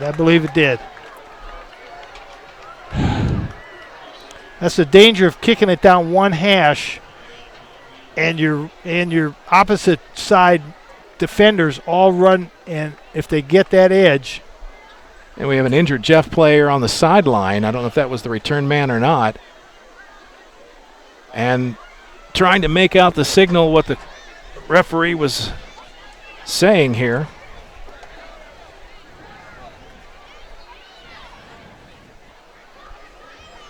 The ball's coming back. Was there a penalty? Yeah, there was on the far side of the field. I see it right on the 30-yard line. And that's going to be against Jeffersonville. Well, that hurts because they're going to end up losing 20, 35 yards. Ferguson was the return man. He was shaken up on the sidelines. He's back up on his feet now. Jeffersonville disappointed. The ball is going to go all the way back to the 20-yard line where they'll take it 1st and 10, so that negates a great return by Ferguson. Well, like I say, he didn't lose 35. He only lost 30. Oh, well, it's just 30. 1st and 10. Red Devil ball. Wimberly under center. Power backfield. Straight ahead is Hathaway, and he is hit at about the 22-yard line. Falls forward to the 23. It'll be 2nd and 7. Yeah, Gunnar Neal makes a nice play for Seymour out of his linebacker spot. Gunnar Neal. That's a good football name. That is a good football name. Yeah. I like Ty Woods-Weddle, though. That's one of my favorites right now. 2nd down and 7. Jeffersonville in the huddle. They'll bring it up to the line. Sending a lot of I backfields tonight. A lot more than used to. Yeah, kind of old school. I like it. Finley, the front man. Hathaway, the tailback. First man through is Finley. He has the ball. Picks up a couple, stopped at the 25. It'll be 3rd down and 5. Sun dropping behind some clouds. I think we may be out of sunshine for the duration at this point. That helps me. I can now see the computer. Yeah, right. 3rd and 5 for the Red Devils. They own a 1-point lead with 5.5 to go here in the first half. And they bring it up to the line.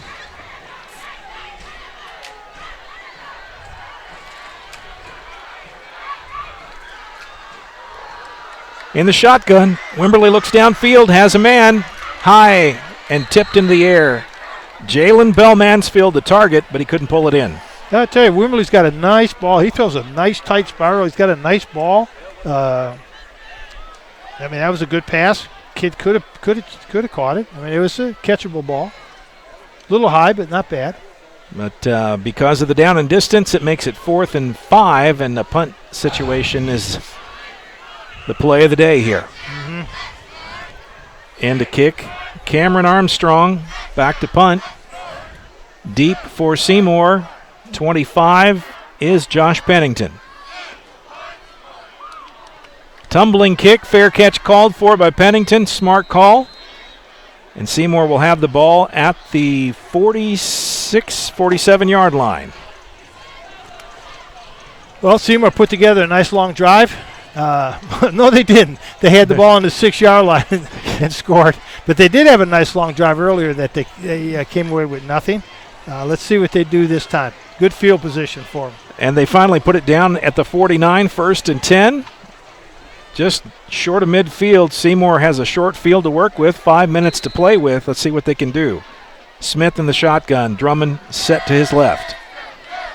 They're going to look to the air. Decides to pull it down, has a little bit of room. And leveled. Punched down. Hit pretty hard that time.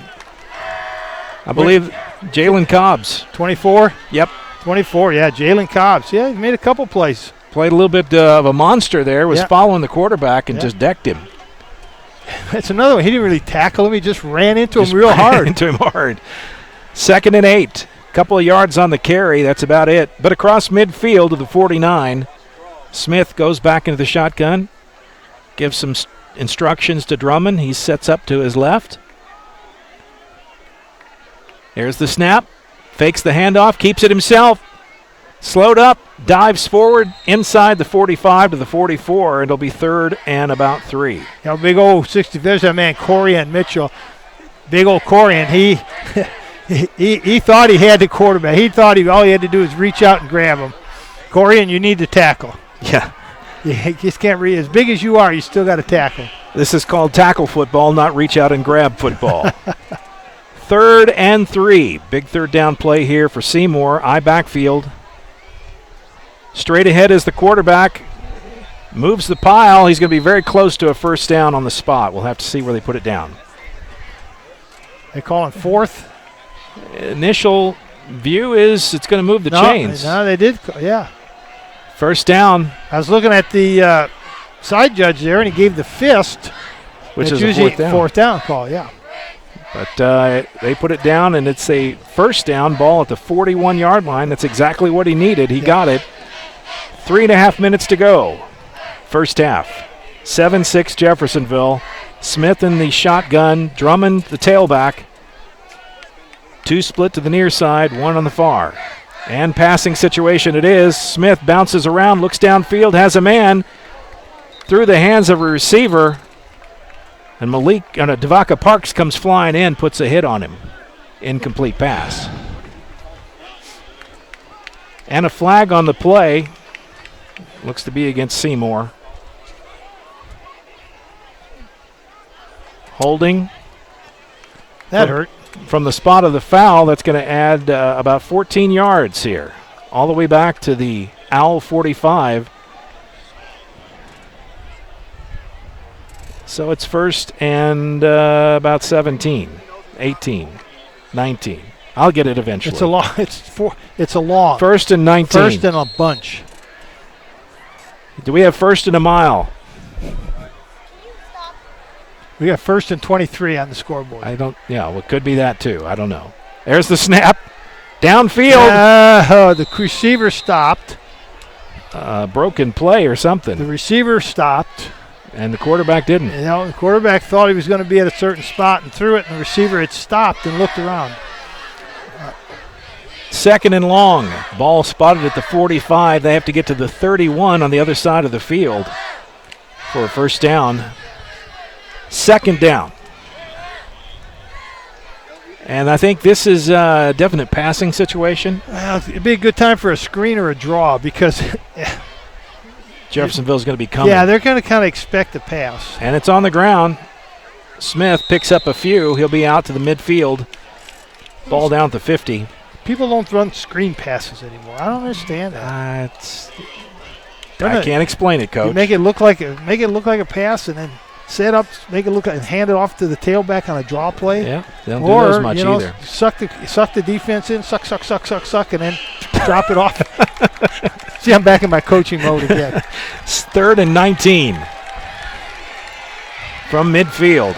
They have to get to the 31-yard line. 2.5 to go. Eat up some clock here. Might as well. There's the snap.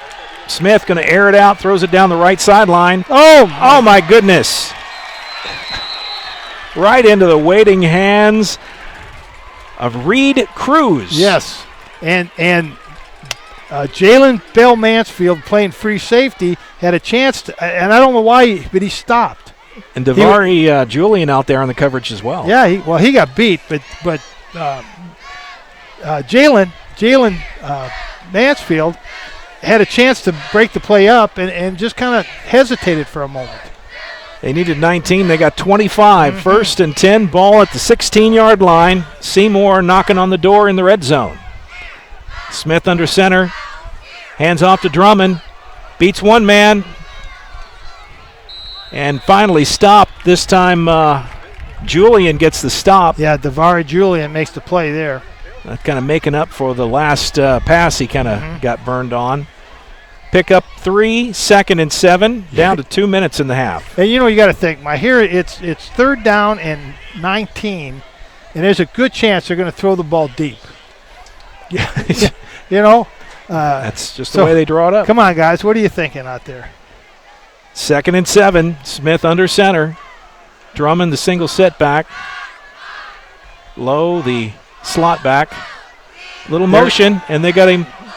Oh, wide open in the end zone is a touchdown. Yep. Well, there's that little waggle bootleg pass we talked about. And that time, Jeff had the tight end covered. But they forgot to cover the curl route behind him. Henderson slips in the end zone, wide open, touchdown, 13-yard pass. Good for the score. 12-7 now, the Owls on top. 5-point difference. Do you go for 2 here? Coach signals 2. 2, go for 2. They'll spot the ball at the 3-yard line. They have to punch it in the end zone to get the 2-point conversion. 12-7 Seymour. First lead of the night at 1.5 minutes to go. 2-back set. Throws it up in the air. Henderson. That was a nice spot pass.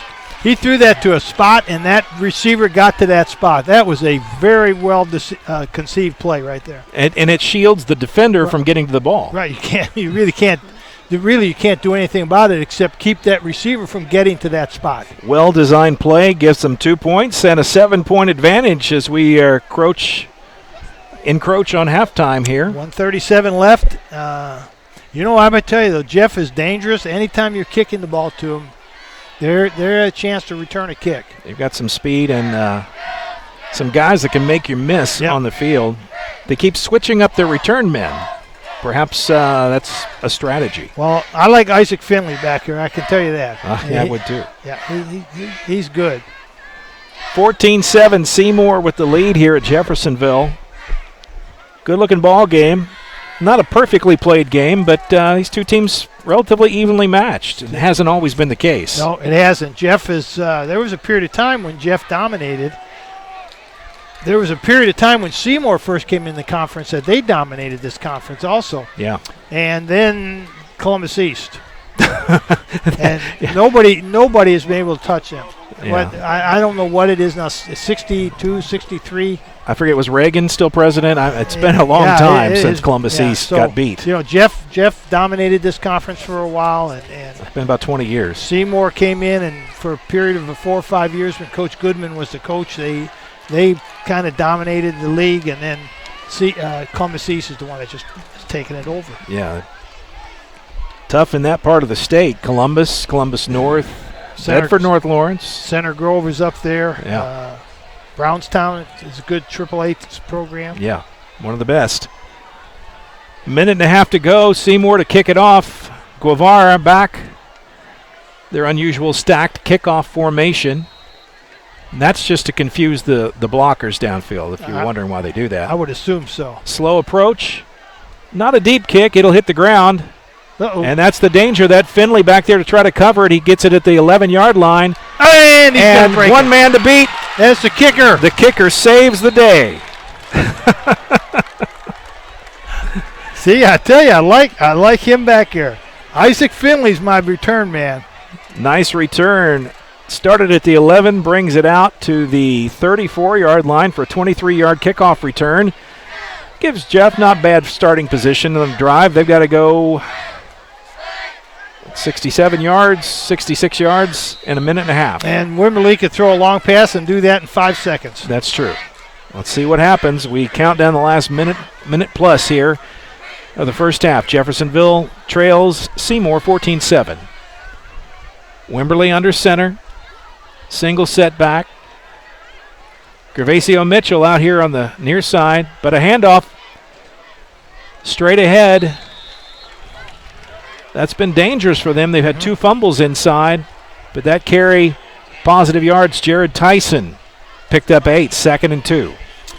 That time they faked the jet sweep, and the tailback kind of took a little counter step and then came in behind the jet sweep. Nice design play. Down to about 1 minute to go. Wimberley, slow, trying to set his guys up. Man in motion. Going to fake the handoff, drop back, put it in the air. Mitchell with a reception. Dives. Well, I got to tell you, if he'd have been able to look upfield, He had two receivers wide open upfield. Finley was one of them. Yeah. Flying downfield. 42 was the other one, and that was a tight end. That's Michael O'Brien. Both were wide open upfield. Enough to move the chains. Ball spotted at the 45. Jeffersonville going to have to hurry. Wimberly under center. Quick snap. Throws it away in the middle. Oh, reception. Nice catch. Great stop. That time made by Ty Woods-Weddle to stop the play. Jaden Debnam. The reception, Jaden Debnam. That is a challenge to say. Yes. And welcome to our friends listening on the Big X WXVW. 22 seconds to go here. We'll stay with the action. Mike Beck, Jim Kazmarek, and bringing you up to date here. Seymour has punched it in a couple of times. 14-7 over Jeffersonville here, which is 20 seconds to go till halftime. Good-looking ball game tonight. Yep. Jeffersonville doesn't look like a program that's rebuilding. They look like a program that's got some things working. They just need to figure out a couple others. Right. Yep, you're right. Nice passing game. They had a nice passing game. Wimberly's doing a good job. Got some good receivers. That number 80, Debnam made a nice catch. And they've still got a ways to go. Not much time to do it. 23 seconds on the clock. Wimberly under center. 1st and 10. Ball at the 34-yard line. He's going to put it in the air. Straight back. Looks downfield to his left. Has a receiver wide open through his hands. If he makes the catch, he can turn up field, but he couldn't pull it in. That was Michael O'Brien, a tight end. The tight end's got a catch. Yep. They got a block, and they have to catch. It's a hybrid offensive tackle. Yeah. A tackle with hands. 2nd and 10. Ball at the 34-yard line. Clock stopped at 18. Wimberly brings it up. Going to use all of his play clock. Goes under center. Singled setback is Jared Tyson. Outside to Mitchell. Keep the clock running. And tried to get out of bounds, but he didn't make it happen, and that's it. No, he got a first down, so they stopped the clock. They will stop the clock. He's going to have to down the ball quickly, and he has to do that under center. The teams get set. They whistle the clock started. And a flag on the play. Too many players on the field. Couldn't get a guy off the field in time, and that's going to be a penalty. Flag against Jeffersonville. They're out of timeouts. Seymour only had one left. There were a lot of timeouts in this half. Well, there was a lot of timeouts in the first 2 minutes of the game. There sure was, especially for the Seymour Owls. Yes. I think they used all theirs up the first 5 minutes. It was 1st and 10. Ball at the 23-yard line. Penalty against Jeffersonville. We'll push the ball back to the back to the 26. Not even sure why the spot went where it went, because now they should wind the clock, and they're not going to get a playoff. Yeah, and that's going to be the end of the first half.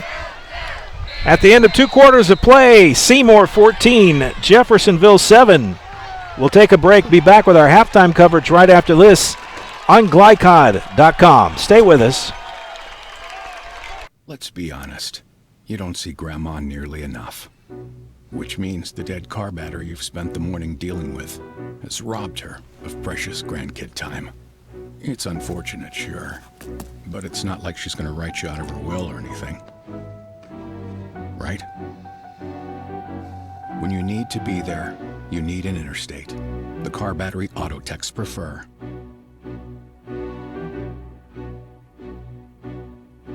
Dr. Carter's office, Annette speaking. How may I help you? From your very first call through your dental exam and recare appointments, the warm personal care from Dr. Todd Carter and his friendly staff at Carter Family Dentistry will put you at ease. Dr. Carter can take care of you and your family's dental needs, from gentle cleanings to complex procedures. Call Annette or Joyce today at 812-944-5155 and see why 5 generations of patients still return to Carter Family Dentistry, located on Mount Tabor Road in New Albany.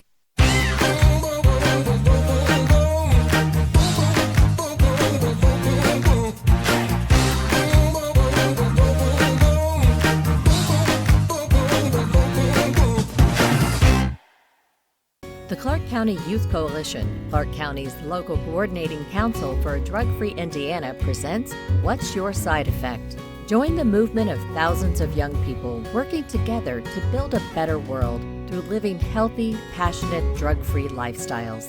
Our program includes tips that will help you live the good life and make chasing your dreams a lot easier.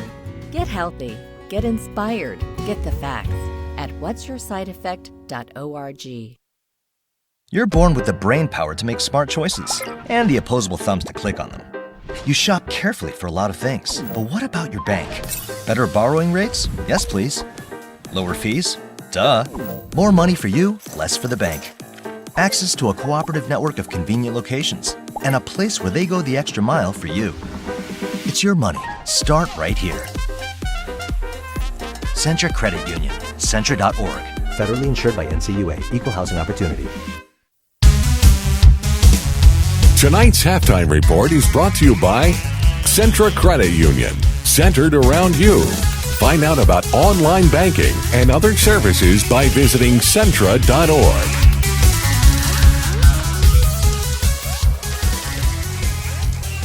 It is halftime here at Jeffersonville. Mike Beck, Jim Kazmarek, and the halftime score.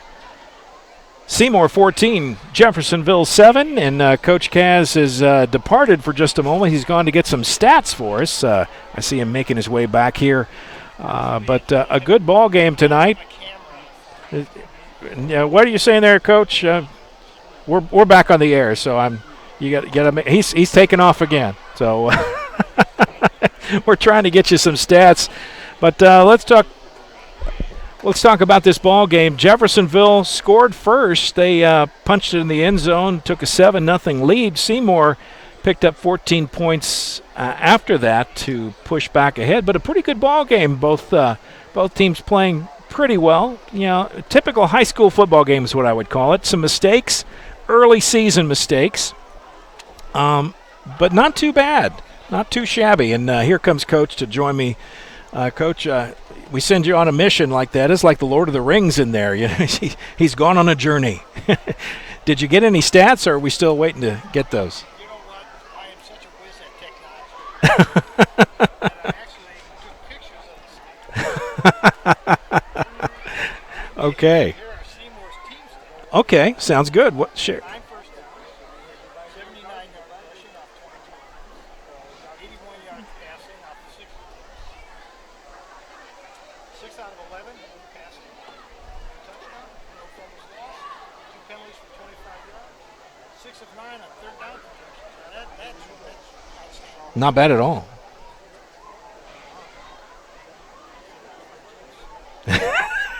He's pulling up his pictures.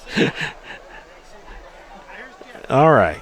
Jeff got 6 first downs, 94 yards rushing, only 11 attempts, 109 yards passing, 4 out of 7 for 109 yards. That's some pretty good percentage. Not bad. 1 touchdown, no interceptions. Here's where Jeff really hurt himself. 2 fumbles, 2 lost fumbles. Yeah. 1 penalty for 4 yards. So those are the team stats. Now, Mike. Okay, you got some individuals? I do have Jeffersonville, Isaac Finley, 4 rushing attempts, 82 yards. Jared Tyson, 2 for 8 yards. Charles Hathaway, 1 for 4. Anthony Mack, 1 for 0. And last, pulling up his pictures. for Seymour, yes. Brendan Smith, 10 rushing, 42 yards. And Chandler Drummond, 12 rushes for 37 yards. So those are our stats. Okay. Well, we'll take a quick break. We'll come back and look at this a little bit closer. You're watching GlyCod.com coverage of Seymour and Jeff. We'll be right back. You're born with the brain power to make smart choices and the opposable thumbs to click on them. You shop carefully for a lot of things, but what about your bank? Better borrowing rates? Yes, please. Lower fees? Duh. More money for you, less for the bank. Access to a cooperative network of convenient locations and a place where they go the extra mile for you. It's your money. Start right here. Centra Credit Union. Centra.org. Federally insured by NCUA. Equal housing opportunity. The only name you need to know for all your auto repair needs is Voyner's Auto and Truck Repair. Sure, our name might be hard to say, but we can fix everything no one else wants to fix. Big or small, we can do it all. Foreign or domestic, if it needs repair, Voyner's can handle the job. The only thing high-tech about us is what we do, and we're upfront with you and we'll do the job right. One thing we have to sell is our time, and we won't waste yours. Voyner's Auto and Truck Repair. Family-owned since 1981. Call us for all of your auto repair needs. The Clark County Youth Coalition, Clark County's local coordinating council for a drug-free Indiana, presents What's Your Side Effect? Join the movement of thousands of young people working together to build a better world through living healthy, passionate, drug-free lifestyles. Our program includes tips that will help you live the good life and make chasing your dreams a lot easier. Get healthy, get inspired, get the facts at what'syoursideeffect.org.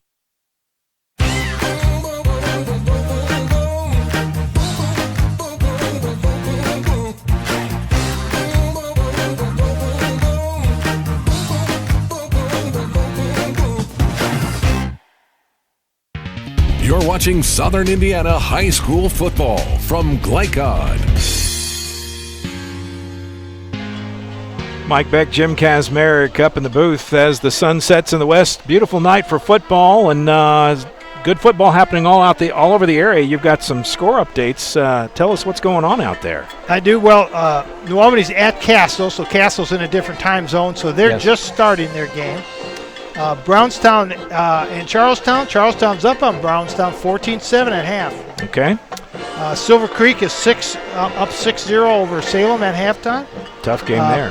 Floyd and Providence tied 7-7 at halftime. Wow. So those are updates of our local teams. Close games all over the place tonight. Yep. And we don't know what New Albany and Castle are doing. It'd be interesting to see what how that game turns out tonight. New Albany with 15 sophomores starting.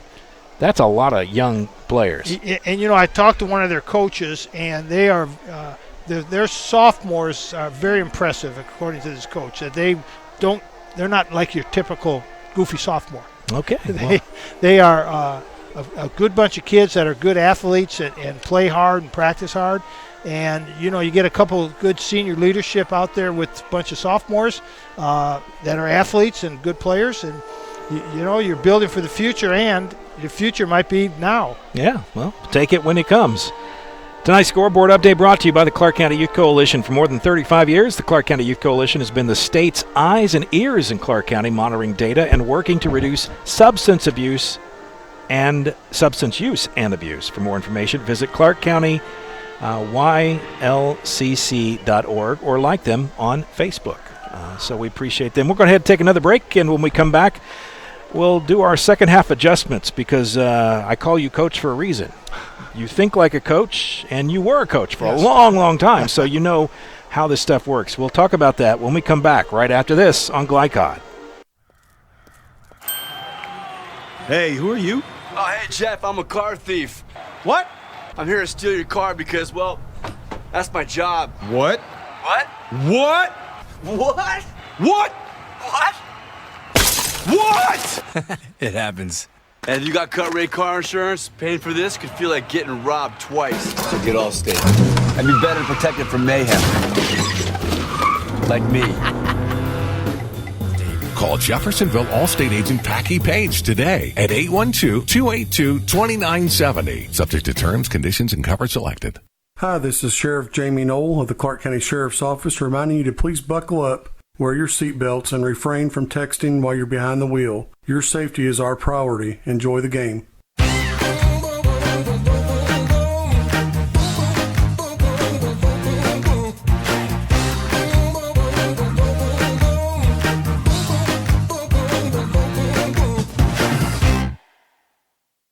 As an industry leader that specializes in commercial and industrial maintenance, Hussong Mechanical Contractors provides dependable, peace-of-mind service.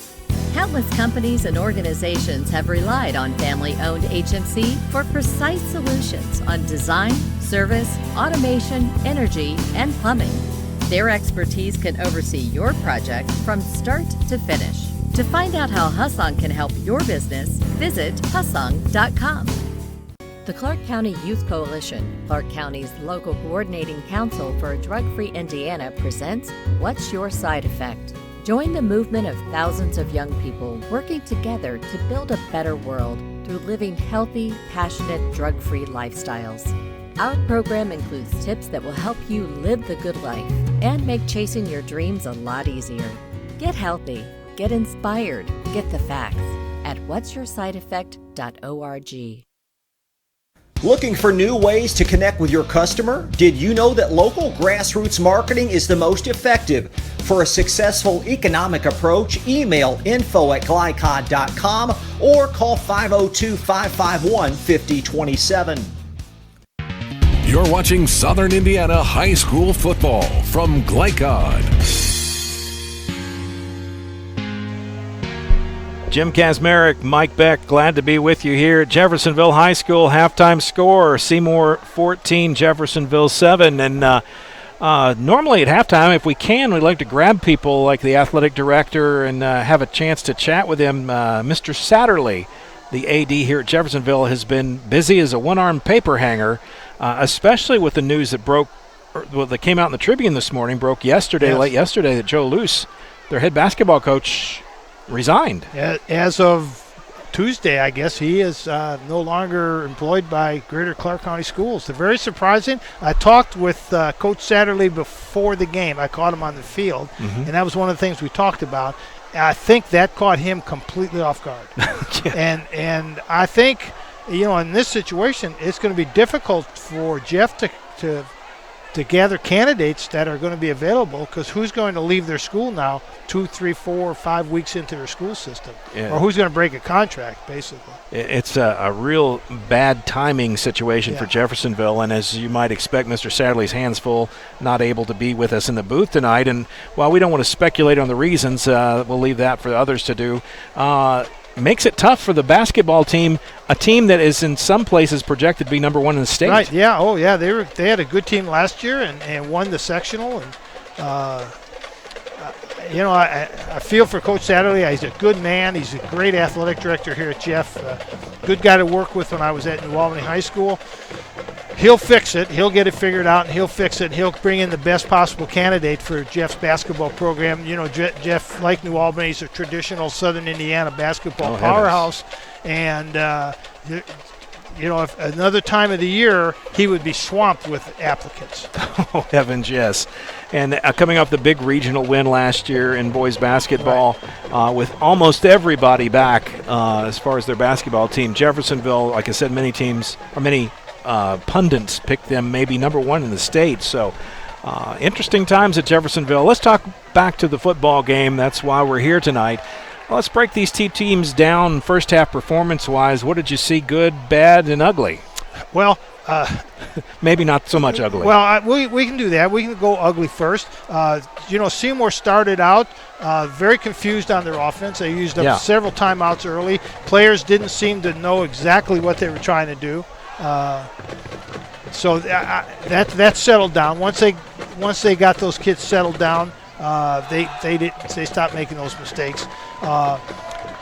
They did a good job running the ball. They did a wonderful job passing the ball. I think if I was going to be coaching Seymour, I would look at some more of those waggle passes. I think I would throw the ball a little bit more.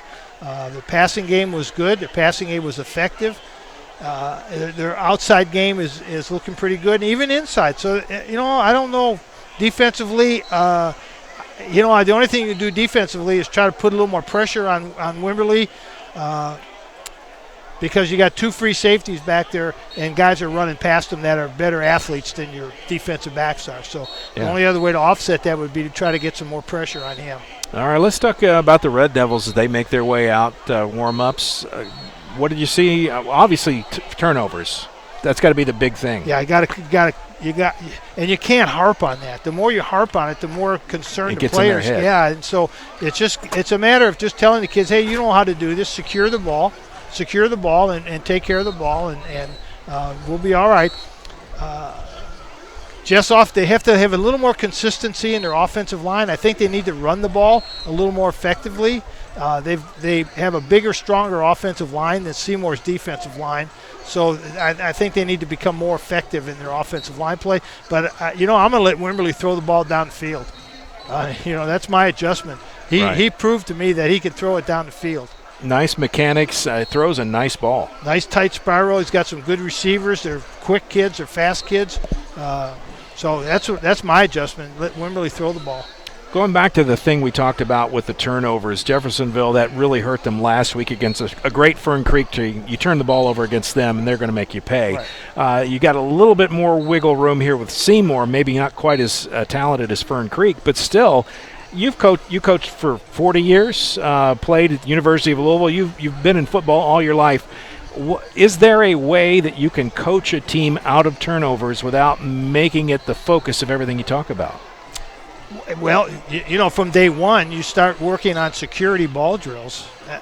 That's just basic fundamentals. Right. We used to do a drill, Mike, where every kid on the team, every lineman, big, heavy-set kids and little skinny kid, every kid knew the rules on ball security, the 5 points of ball security that we talked about constantly. And I could ask an offensive tackle, give me the 5 points of ball security, and he would know what those are.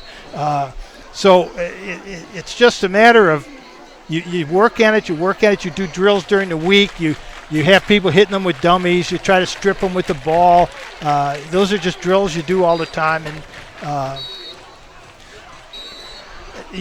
both times I think Jeff fumbled the ball. I think it was more of – Was it an exchange? No, it wasn't exchange. I think it was improper ball handling where – instead of having two hands and securing the ball as you're going into the line, I got one hand on the ball and I'm running with it like. It's not a loaf of bread. It is not a loaf of bread that you're bringing home from Kroger's. No. So I don't. That's just a matter of coaching up the kids on the proper techniques on how to secure the football. I think a lot of what we've seen in high school football in the last 20 years or so, the trend has been away from the power running game where you have tight handoffs. Right. Nowadays, you have more of these stretch plays or these sweep plays where the ball kind of gets exposed a little earlier and it's hard to make that secure transition. Right. That power running game, there's a sweet science to handing that ball off. Well, and there is, and again, that was another thing. When we used to run those drills, Mike, I would stand opposite the running backs and watch their eyes, and that's all I cared about was their eyes, because they were taught never to look at the quarterback and never to look at the ball. Their eyes were focused upfield. Their eyes were focused on me, and I'd signal 2, 5 fingers, whatever it was, and they'd have to let me know what it was. Because that's the quarterback's responsibility is to reach and look that ball into the pocket, and you teach the players the proper, cradle arm and up arm and right. Yeah, it's there's a science to it. Yes. And I had a quarterback I played with who, as a fullback, never wanted to give me the ball, but I would feel it a lot. He'd smack me with it and then pull it out. Yeah, well, I can understand why he didn't want to give it to you. Hey, wait a minute. That's all right. Well, it's time to get the third quarter going here. But any thoughts, any inkling, is there a team that has momentum going into the second half? Oh, I think Seymour does. I think Seymour's got some momentum right now. They took some punches from Jeff and survived and have got the lead. Jeff's got to keep their head up and play well because they're one long pass from tying the game. Yeah. And Jeffersonville, the beauty of their system, they've got some players that can do that in a heartbeat. Right. They can separate and get downfield. They didn't like that ball. They'll get a new ball. Was that a Brady special? Look half inflated over there. Threw that one up. Taken at the 10-yard line, out to the 15, 20, 25. Has a room. Across the 35, down to the 38-yard line. 1st and 10, Seymour. Nice return that time by Pennington. Mike, one of Joe Goodman's ex-assistant coaches is helping out at Seymour, Jeff Ritchie, who's an outstanding coach, was the head coach at Seymour for a while. Outstanding young man and just a great guy. And he was always in charge of Seymour's special teams also. And I was just watching Jeff kick return, and that is the old Jeff kick return from the 1980s and 1990s. And the reason they're running is because Jeff Ritchie's their assistant coach. That was fun to watch it. First and 10, ball at the 38-yard line. Here we go. Smith in the shotgun. Knocked down at the line. Bounces around. There's the tip drill. That was a tip drill off the helmet drill and another tip. And yeah, number 11, I'd be upset too. You got a chance, Jordan Wagner, you got a chance to be a hero again. Went up a couple of times, and it was anybody's ball at that point. Yeah. Even a lineman could have caught it. Not that they have hands for that sort of thing. Well, Jordan had his gloves on, and I took one off. Incomplete pass makes it 2nd down and 10. No harm, no foul. Smith under center, eye backfield. Low and Drummond. Drummond gets the carry. Left side, out across the 40. Picked up 3. It'll be 3rd down and 7. Good stop inside the Jeffersonville defensive front 4. They run a 4-3 defense, and they're getting the stops. Yeah. Yeah, well, they got some big young men in there. Morrell. Yeah, Corey and Mitchell, 6'4", 290. Their nose tackle is that Dave Pratt? Yeah, he's a fire plug. Yes, he is. 5'8", 280. Give or take. Shotgun, Smith back, looks to his left, tipped again. Great hands that time. Mitchell got his hand up. Yeah, he's all over the field. He's playing offense, he's playing defense, he's knocking balls down. A lot of quick hands on that defensive front 4, and they make 2 plays on this offensive series. Brings up 4th and 7. Seymour to kick it away. Jeff needed that too. They needed that good pass rush. Teach the defensive linemen, get their hands up. If they're not going to get to the quarterback, get your hands up, knock the ball down. Mitchell and Bill Mansfield back deep to return the punt. Hits the ground, and this one's going to go inside the 10. Nice Seymour bounce down at the 6-yard line.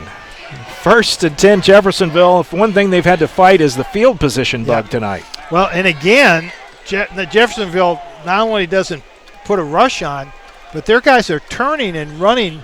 The punter hasn't even punted the ball, and their guys are turning and running away. I can't believe Seymour's coaches haven't seen that and run a fake. Well, when the time is right, that would be a great play to pull out of their pocket. 1st and 10 Jeffersonville inside their 10-yard line, ball down at the 6. They've got a long field, 94 yards to go. Let's see what they can get. Wimberly comes up, I formation. He'll be under center. Everybody set. And the play straight ahead. Yep. Finley. There he goes. He's gone. Off to the races. He's not gone. Catch nope, him. He's gone. 94-yard touchdown run by Isaac Finley. Looking for flags, don't get any, and it's a touchdown, Jeff. And that'll help his rushing average. Sure. 1 for 94. He had a few touches in the first half. Yes, he did. But that nice run. That was just a fullback dive straight up the middle, and I don't know what happened to Seymour's players. Well, he's one of the fastest fullbacks I've seen. Without a doubt. But, boy, I tell you, once he got past the line of scrimmage, he was done. He was gone. Yeah, nobody touched him. Altamirano in for the extra point. They trail by 1, 14-13. He'll line up, see if he can boot it through. Mitchell, the holder. Snap is good, hold is good. Kick is low. But it's good. And it's tied at 14. We got a ball game, ladies and gentlemen. That didn't take long. 10 minutes and some change here left in the third quarter. Jeffersonville in a minute and a half has answered one play, 94 yards. That may be our drive of the game. Well, and you know, Jeff's capable of that. Because of their athleticism, Jeff is very capable of breaking those on any time. Wow. Well, Jeffersonville definitely saw something they liked that time. They ran an I formation, which is typically power running. Yep. Fullback dive. That's a long dive. Well, they were in an unbalanced line. Jeff was in an unbalanced line, and that really doesn't affect that play that much because it's just a straight ahead zero dive. We used to call it zero dive. They just run right at the center. Yeah. Fullback just cuts off the center's block. All right, here we go. Altamirano to kick off. And ball is up. Taken by Pennington at the 10-yard line. He's got a hole, and he's got some speed. Cross midfield, but a great tackle that time by Davari Julian, but not before a huge return. Yes. That was a touchdown-saving tackle, too. That was a good play. 44-yard return. Did you watch that return, what I was telling you about that return? I mean, it's the old Seymour kick return. Straight ahead, 1st and 10, ball at the 46-yard line. Great return by Pennington. Now the Owls trying to answer. Tie ball game with 10.5 to go, third quarter. Smith goes under center. Single setback is Drummond to his right. Low, the slot back. Long count here. Handoff Drummond, left side. Looks for a block. Got about 4 yards. And a late flag comes in. That was that stretch play. See who they get. Well, Jeff thinks it's on Seymour. Some player from Seymour dove into the pile late. That's really uncalled for. I don't know. Unless they think there's a loose ball. Yeah, that's the only thing I can think of. No, and they're going to wave it off. I think that's what it was. I think they thought it was a fumble, dove into the pile, and the referee, the line judge across the way, thought it was piling on or roughing penalty. No harm, no foul. It'll be 2nd down and 6. Ball down to the 42. Tie ball game here early in the third quarter. Seymour trying to answer Jeffersonville's 94-yard touchdown run. Scamper by Isaac Finley. Handoff right side, no trouble. If you're a Red Devil fan, they shut that down. Defensive support from Jalen Bell Mansfield. He comes up and makes a nice stop. Yeah, and their outside linebacker, and I didn't catch his number. It's number 11. 11 is Wagner. Wagner did a good job of feathering that play wide, and then the corners came up and made the play. Stretch it out. Yeah. Wait for help. 3rd down and 6. Ball at the 42. Smith in the shotgun. Drummond to his right. 2 to the top, 1 to the near side. Snap, he drops back. Looks to his left, right, back and forth. He's going to pull it down, try to pick it up on the ground. And he loses the ball. It's a fumble. Jeffersonville covers. 1st down, Jeff. Ball spotted at the 39-yard line. And that's the risk of a quarterback uncertain whether he's a runner or a passer. I'm not sure if he knew exactly where he was at on the field because Jeff doesn't have a down marker on their sideline. They only have one down marker. Normally now schools will have one on both sidelines because it's really unfair for someone running here to hoping to get a 1st down. They don't know exactly where the down markers are. So that's why you have them on both sides of the field. So he's trying to figure out if he's past the line of scrimmage or not, and whether he's going to pass or fake a pass. He's not doesn't have security on the ball. Fumble. Yeah. 1st down. It is a 1st down, this time for Jeffersonville. They've lost a couple of turnovers. They get one back there. 1st and 10, ball at the 39. Finley back at fullback, Wimberly under center. I think I'd give it to him again. Why not? Nope. 2nd man through. Nice run by Tyson. Yep. Picked his spots and picked up 8. Did a good job following his blockers. Good run. 2nd and 2. Ball out across the 45-yard line to the 47. Finley's 165 pounds. He doesn't look that big. He looks smaller than that. Boy, but he's fast as a grease pig. Yeah, he is fast.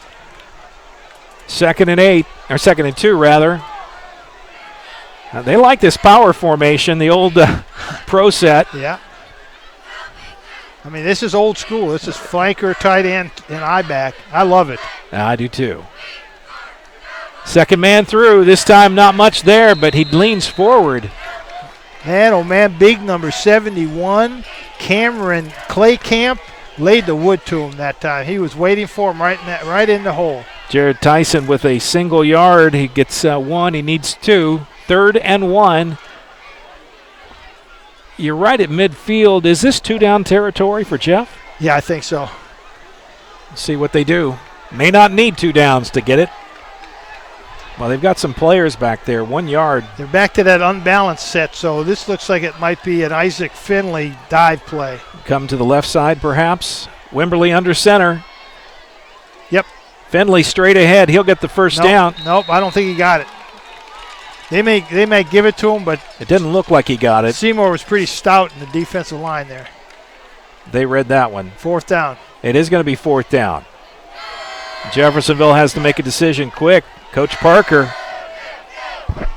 You know what? When you're the assistant coach, you don't have to make these calls. But when you're promoted to the head guy, everybody looks at you now. Yeah, he's going to go for it. Big play here for the Seymour defense. Stephen Wilson, the nose tackle for Seymour, did a really nice job holding that play up. 4th and inches. Ball across the 48-yard line. They need to get to 49. Wimberly's got it. He's got more. Got a flag. Jeff had offsides. Motion. Now there's motion on Jeff. Okay. They were trying to run a quick play, get up to the line, run it quick. And they weren't set. Yeah, Wimberly did a good job, not punted. Wimberly did a good job on that quarterback sneak of bump, oh, nothing here. Keep moving your feet until you find a soft spot. Would have been a first down had they had the formation correct, but as it were, it'll be a 5-yard penalty that will put them back at 4th and about 6 and in a punting situation as the punter is on the field. Cameron Armstrong to kick it away. Jeffersonville missed an opportunity there. They get the fumble, but they can't convert it into anything on the scoreboard. Snap, not much pressure, short kick. May have to let this one bounce and get away from it. Oh, no, he does. He goes down and covers it. That's risky, but Pennington does what he's told, I'm sure. Kind of risky.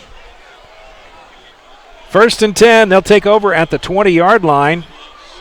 Seymour 80 yards away. Moved the ball pretty well their last drive until that last play where Smith kind of got into no man's land and lost the handle. Wasn't so much that he was hit so hard, but he just really wasn't carrying it securely. Yeah, he just didn't have the ball secured. Tie ball game, 3rd quarter. Just under 7 minutes to go in the 3rd. Smith in the shotgun. Drummond to his right. There's the snap. Looks to the left, goes to the right, follows his blockers, gets a nice seam, and out to the 30-yard line. That'll move the chains, 1st down. And an injured Red Devil on the field.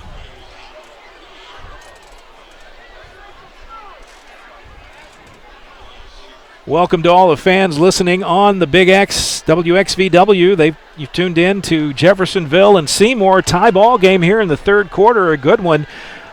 Stoppage of play on the field. A player injured, trying to get the number. We can't see that as it were at the moment, but both teams will head to the respective sidelines. Mike Beck, Jim Kazmarek. Update everybody for us, Jim, on what we've been seeing here in the second half so far. Well, different than what we had expected, actually, or the halftime adjustments. You know, the key was to give the ball to Isaac Finley and let him run the ball for 94 yards for a touchdown. Seymour's got a couple drives going, but can't get any, make a mistake. They fumble. So can't make it pay. No. Seymour's looked pretty good the second half.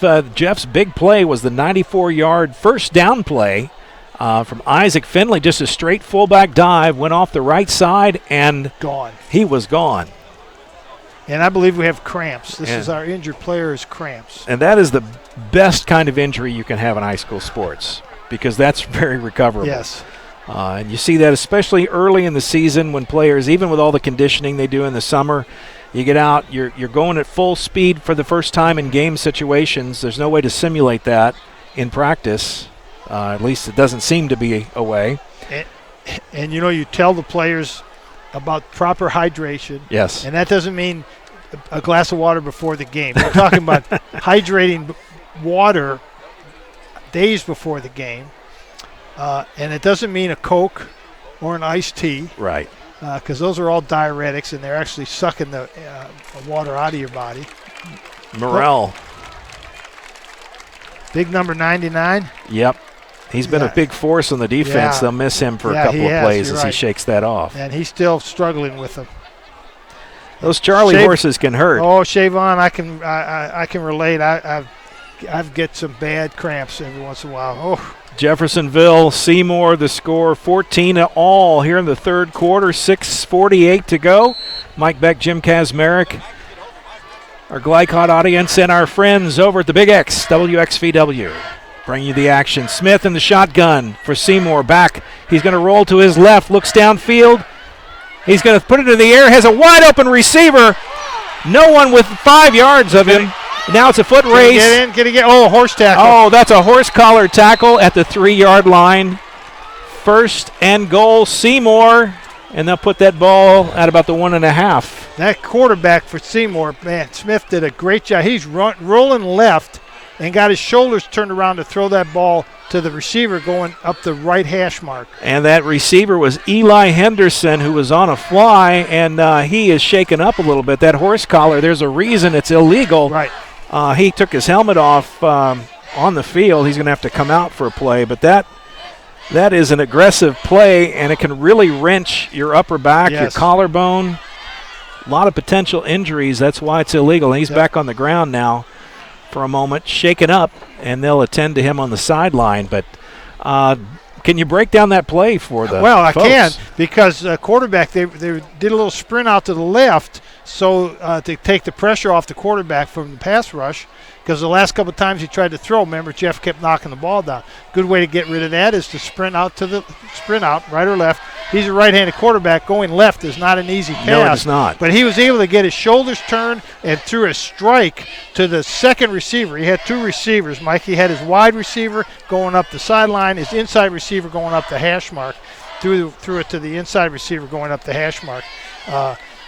Jeff, for some reason or another, they had the 2 wide receivers to the widest part of the field. Jeff's free safety was playing all the way over to the short side of the field. Short side. And there was no way that he was going to get back over there and cover that play. Too much ground to cover, and by the time they did catch up to him, they had to grab him from behind, which you try to teach the free safety to balance off the field. Right. If you got wide receivers way out here and the ball's on this right hash mark and the receivers are, you have to move off this hash mark to balance the field. That corner needs help. Yeah.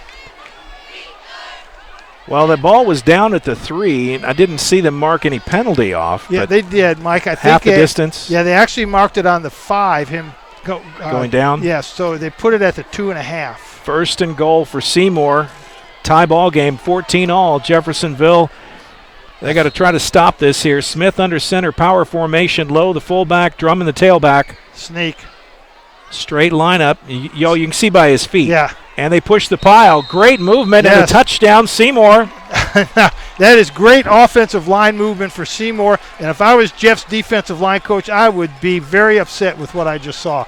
That those Seymour players got up underneath every one of the Jeff kids and drove them off the ball. And if I'm the defensive line coach at Jeff, I'm not a real happy man right now.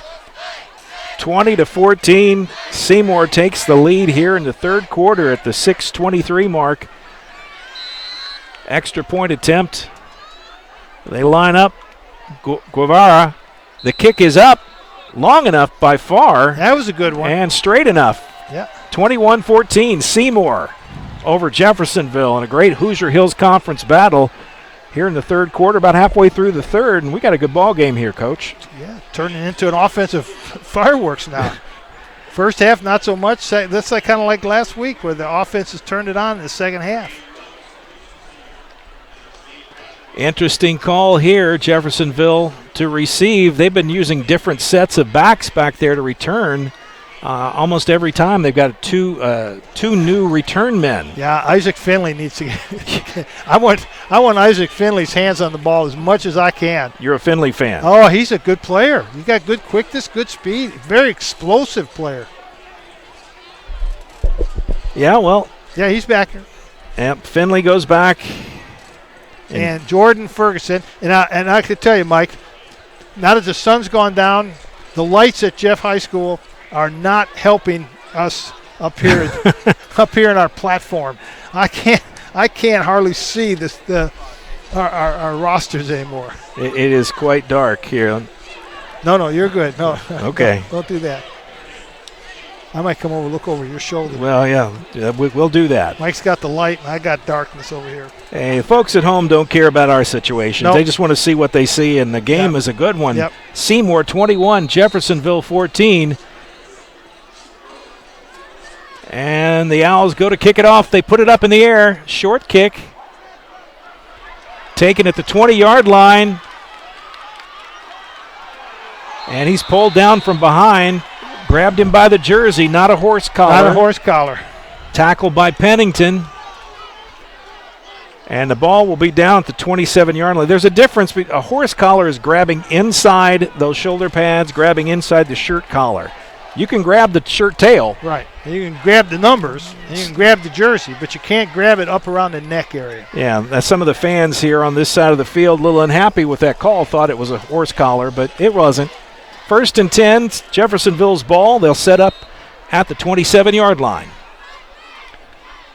Seymour runs a 5-2 defense. You don't see that much anymore. No, and that's a little different than what Seymour has traditionally run. They used to run what similar to what we did, a 4-2 or a 4-4 defense. Man in motion takes the handoff. He'll go around right side. Mitchell picks up a couple out to the 30-yard line. It'll be 2nd down and about 7. Yeah, good pursuit by Seymour's defensive front, moving along the line of scrimmage. Gunnar Neal on the stop along with some others. At 5'2", you've got a nose guard, 2 defensive tackles, and 2 defensive ends. You're really built for the run. You are. And 2 linebackers, and then they're playing a 2 deep. 2 corners, 2 safeties. Call it cover 2, 2 deep, 2 safeties. Tight offensive formation and a flag, a whistle, no play. Yeah. Jeffersonville goes back 5. Illegal procedure. Little movement. 2nd and 7 becomes 2nd and 12. And Jeffersonville, that hurts. Yeah, we talked about staying in front of the chains. You're 2nd and 8 or 2nd and 7, that's doable. 2nd and 12, you start stretching your chances. The playbook doesn't go that deep, does it? Well, if you're 2nd and 12, you can't, because you say, let's get 6 yards and 6 yards. Yeah, it's doable. Jeff comes out of the huddle. They trail Seymour 21-14. Ball at the 25-yard line. Wimberly under center, steps back, fakes the handoff, looks downfield, has a couple of guys open, but he's going to be in trouble, and he goes down. Gets the throw away to Finley. How he does that, I don't know. He's a strong young man. There's a penalty on the play. Who's it against? If it's holding against Jeff, this will come back. And it's going to be.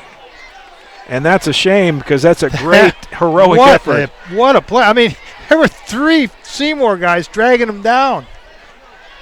And that's arm strength because he didn't step into the throw. No, he was falling backwards. He was falling down on the ground. Holding penalty. They'll march off 10. I was really surprised that the referee didn't whistle the play dead. Very close to it, I'm sure. You worry about player safety, and he's getting pulled down to the ground, but he wasn't down.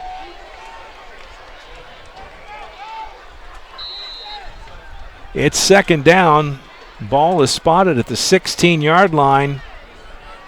22 is the call. 2nd and 22. That hurts. That's harder than 2nd and 12. Definite passing situation, but they're in the I formation. Wimberly under center, fakes the handoff, looks to his left, throws in the middle, has his tight end. Tight end, 42. That's O'Neal.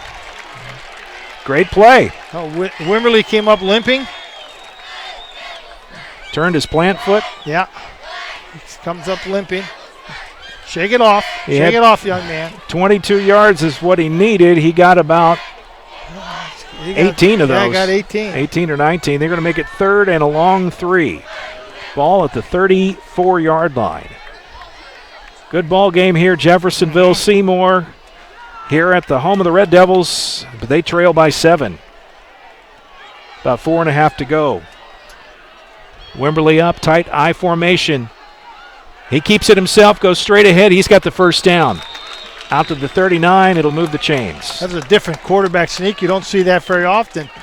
Went off tackle. He did. He was an off-tackle quarterback sneak. Well, you teach the quarterback when you come up, see if you see a soft spot when you're going to do that.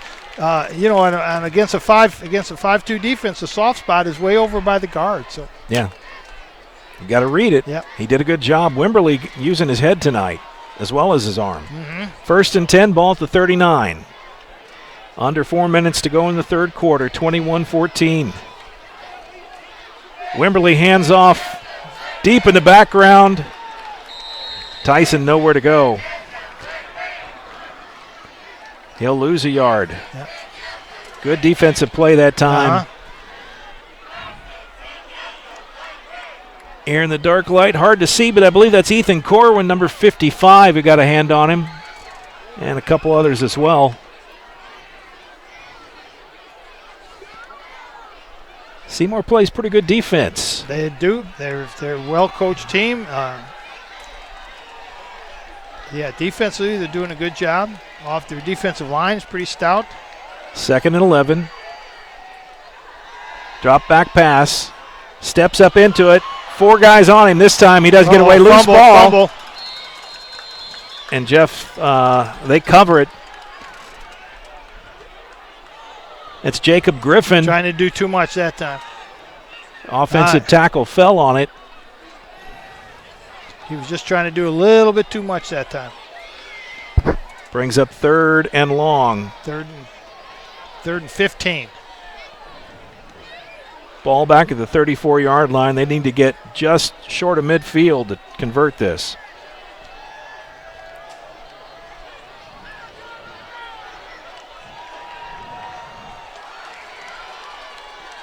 Wimberly in the shotgun, single setback. Finley split out to the left. I'd look this way. Great penetration by the Owls, and he goes down. Cannot escape that time, Pennington. Pennington came out of linebacker shot. They shot both linebackers that time. Stunt. Yep, shot them both. Right over both guards. Boom. There are different names for that. I've heard it called Mad Dog or a few other things, but both linebackers shoot the gaps. Yep. And they don't have enough bodies to stop them. Fire, thunder, lightning. You have all kinds of cool names. It's 4th and forever. Ball spotted inside the 20 and at the Jeff doesn't have enough players on the field. 17. They need another player to block. They've been having trouble with special teams. Yeah, number 20, he's had a difficult time getting out on the. Oh my God, can't do that. That's a penalty. And they're going to run it. Pennington takes the punt return. All the way down inside the 15-yard line. I think they'll take the penalty. Yeah, I think they'll decline the penalty. Decline the penalty. Yes. That's what I meant to say. That was that special teams coaching error, and somebody's going to get Hathaway. Yeah, number 20. He's several times tonight. He's had a hard time getting out on the field. Someone's got to coach him up a little bit and get him out there. He started at tailback this game, and then he's just slowly left the scene. And I don't know, maybe he's just having a bad night, but he was out of sync on that play, and that cost him because Jeff wasn't set, and they kind of let up. Yeah. And Pennington took advantage of that, gets the ball down to the 12-yard line. 1st and 10, Seymour. Too tight, 2 flankers, 1 back. And they're going to pass. Rolls it out. And a reception off the tip. No, he's still struggling. Malik Bush on the reception, the tight end. Gets it inside the 10, down to the 6. Oh, make it the 5. 2nd and 4. How did you see that?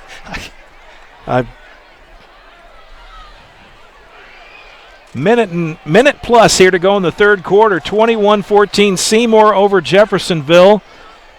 Welcome again to our friends on the Big X. WXVW, glad you're with us tonight. I formation, Smith under center. Second man through his drum and has the handoff, goes straight ahead, just short of the goal. Fumbled. Jeff got the ball. Catastrophic failure there. At the 1-yard line, the ball comes out into the hands of the Red Devils, and they dodge a major bullet. No, he gave it back to Seymour. Nope. Who's got it? Timeout. The referee's going to talk about it. There's going to be a conference here. They don't know who has it. Who makes the final call? Referee. Oh, you know what? He's got to. They're measuring for a first down, so it's Seymour's ball. It is Seymour's ball. He was down. They said he was down. Go back. Now Seymour missed the signal there. Yeah, they were measuring for the first down now. It would be 3rd and inches. We don't see a lot of measurements anymore. They used to do that a lot. Yeah, no. But this one is one I would measure. You know, I can tell you, based on all the technology that's out there, you would think that, and maybe not in high school because this might be a stretch, but you could put a chip in the ball and you'd have some kind of laser device on the chains that would tell you exactly first down or not without having to run these chains in and out. Yeah, but what's the fun in that? Well, I know. I'm just saying. You would think, though, with all the technology that's available today, somebody would have come up with a way. Yeah, but see, you got drama here. So That's true. It's a first down. They did by the edge of the nose of the football. Seymour gets a new set of downs at the 1-yard line. How they got that back, I don't know. I don't but either. I bet they run quarterback sneak. You think. That's worked quite well for them tonight. Has. So Seymour's linemen are foot to foot. You'll see. Look at that. There is no gap in there, and they're going to hunker down and watch them get up underneath the Jeff lineman now. You think Jeff's going to try to anticipate that? They do anticipate it. Yeah, I'll tell you, if 33. Smith gets across. 33 from Jeff. That is David Pratt. Did a really good job of penetrating, and if he'd have grabbed an ankle. It is a touchdown. Seymour scores, and it is 27-14. They push it out to a 13-point lead with the extra point yet to be decided. Guevara, the kicker. He's been getting stronger as the day's been going on here. Drew Schrader is the holder. They missed the first one, but this one was great. Yeah, he's getting better. Right through the uprights and almost to the tennis courts. 28-14 with 41 seconds to go here in the third quarter. Mike Beck, Jim Kazmarek, glad to be with you. And what a game tonight. Yeah, very interesting game. Boy, back and forth. Mistakes, a lot of mistakes, Mike, a lot of mistakes. Mistakes will hurt you in high school football. Yeah, you know, it's a matter of who can make the fewer mistakes sometimes.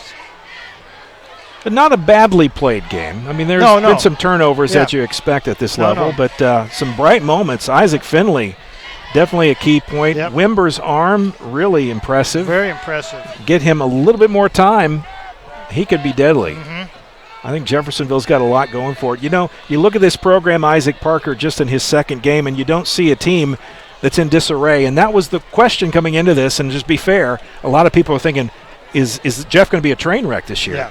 I can tell you right now, they're not a train no. wreck. Absolutely. And you know, same for the kids, Jeff has now had 3 head coaches in 3 years. And they've had 6 head coaches in 10 years. Yeah, that's a lot. So the continuity is not there. And after a while, the kids, can I trust this guy? Is he going to be here tomorrow? Is he going to be here next week? Is he going to be here next year? Right. So the kids begin to question whether or not they can actually trust their coaches. And when you have that problem, it leads to a lot of other problems. Guevara kicks off deep. Bell Mansfield and Finley. Bell Mansfield pulls it down straight ahead, gets away from 1 or 2, runs into some trouble at the 30-yard line, and that's where he'll go down. He falls forward a couple. And it'll be 1st and 10 Jeffersonville ball with about 30-plus seconds left in the third quarter. Mike Beck, Jim Kazmarek, bringing you a pretty good ball game here tonight. Yeah, and Jeff's very capable, Mike, of making up 14 points very quickly. Seymour 28, Jeffersonville 14. 1st and 10 Jeffersonville ball. See, at the end of the third quarter, you just run your offense. You still got time. Yeah. You don't have to hustle. You're not trying to beat the clock here. You need to execute and get some points. Wimberly in the shotgun. Finley split out to the near side. Will they look his way? He's crossing. They looked at him. Threw it underneath to that's Gervasio Mitchell. He was open. They were looking for a flag. They didn't get it. It'll be 2nd and 10. Jeffersonville really campaigning for a penalty that time, and refs weren't biting. Jeff has to be careful. Their right tackle, if you watch, Mike, watch where their right tackle is lining up. He's lining up in the backfield, so they really have an illegal formation going on. He's way back. Yeah, see him? He's almost a full yard off the ball. Which makes the tight end be in the backfield too. 2nd and 10. Wimberly drops back, rolls to his right. Nowhere to go there. Goes straight back. He's in trouble. They get a hold of him. He spins out of it to the left side. He's pulled his ankle. He goes down. He's hurt. Wimberly goes down in a lot of pain. Yeah, he's hurt. I think it could be cramps. I think he just cramped up really bad. He gets up trying to shake it off. Yeah, you need to take him out. They're going to take a timeout, official timeout, to address Mr. Wimberly. We're going to take a quick break while they substitute for him. Well, the good news is it should change a quarter, so Wimberly will have to sit out one play, which will be the first play of the fourth quarter. Okay, well, that's the end of the third quarter. We'll take a break. We'll be right back with the fourth quarter right after this on Glycod. This second shift. This old pair of pants. This staycation. This brown bag lunch. At American Family Insurance, we understand what it takes to make your new kitchen, that new car, or your new house a reality. It's the same as it takes to protect it. To protect your new life. Your future, your dreams. Yes, I'm a dreamer. The Clark County Youth Coalition, Clark County's local coordinating council for a drug-free Indiana, presents What's Your Side Effect? Join the movement of thousands of young people working together to build a better world through living healthy, passionate, drug-free lifestyles. Our program includes tips that will help you live the good life and make chasing your dreams a lot easier. Get healthy, get inspired, get the facts at what'syoursideeffect.org. You're watching Southern Indiana High School football from Glycod. Ladies and gentlemen, welcome back here. Mike Beck, Jim Kazmarek. In high school football ain't like regular football, meaning that sometimes some strange things happen. We thought we went to the fourth quarter. And we are. And now we're there. Now they took the 3 seconds and ran it off. They put 3 seconds back up on the third quarter. We thought, what's going on? But we did our third quarter break, so we're back here. Let's talk about... Got some updates. Yeah, give us some score updates. We do. While you Here's the big update. Clarksville, 34. Pekin Eastern, 6. Oh, my goodness. Is it going to happen tonight? That's at halftime. Clarksville. They could end their 5-year losing streak. That would be so wonderful for them. Yeah, you don't want to root against Eastern. No. That's not nice, but I can't help but feel a little happy for the general program. I'm with you. They needed a win desperately, and looks like they may be on their way to break that schneid. Get off that monkey off their back, as they say. 3rd and 19 is the situation. Jeffersonville.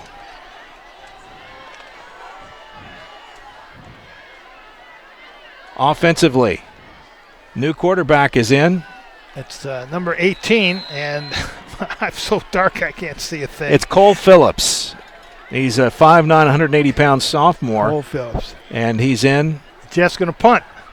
And the punt team comes out, and that'll give Wimberly a few more minutes to try to get back to string. Cameron Armstrong to kick it away. Let's see if we got number 20 back.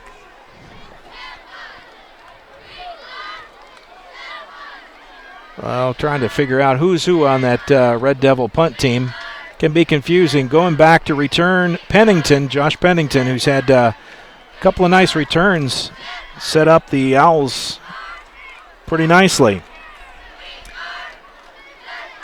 Kick is up. Oh, nice punt. End over end.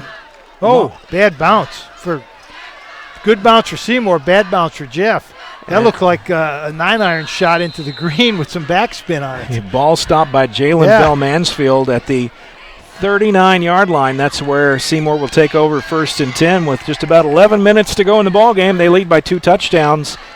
This could be a back-breaking drive. If they can march it down and punch it in for a score, Jeff would be in a bad spot. They need to get a stop here. You got some scoring updates on any of the other games we're looking at? I do.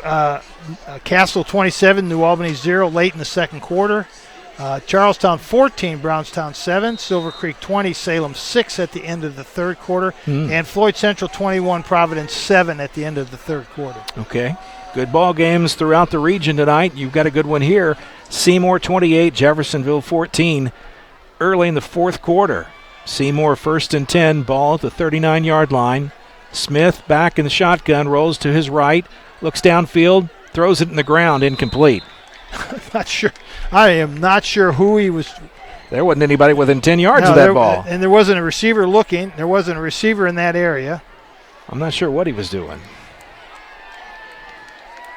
2nd and 10. They'll put the ball back at the 39. They'll try it again. As you can see, they've gone to this rollout, sprint-out pass to take the pressure off the quarterback. Yeah, it's worked for him. Yeah. Smith comes up to the line, now backs away in the shotgun. Drummond is tailback to his left. They don't do a lot of motion at Seymour. Boy, they used to. Straight ahead is Drummond. Pile is moving. And they'll finally stop it, but they'll pick up about 4 yards. Yeah, and you said it. The pile is moving. Those Seymour linemen just keep their feet moving and they're driving. Seymour's offensive line coach has done a good job drilling his offensive linemen. Wide stance, feet moving. You kind of roll up into it and get your butt up underneath. 3rd and 6, ball on the 43-yard line. Seymour needs to convert here to keep the drive going. Smith in the shotgun, Drummond to his right. Twin receivers to the top, one to the near side. Smith straight ahead. He's going to go right up the middle and be very close.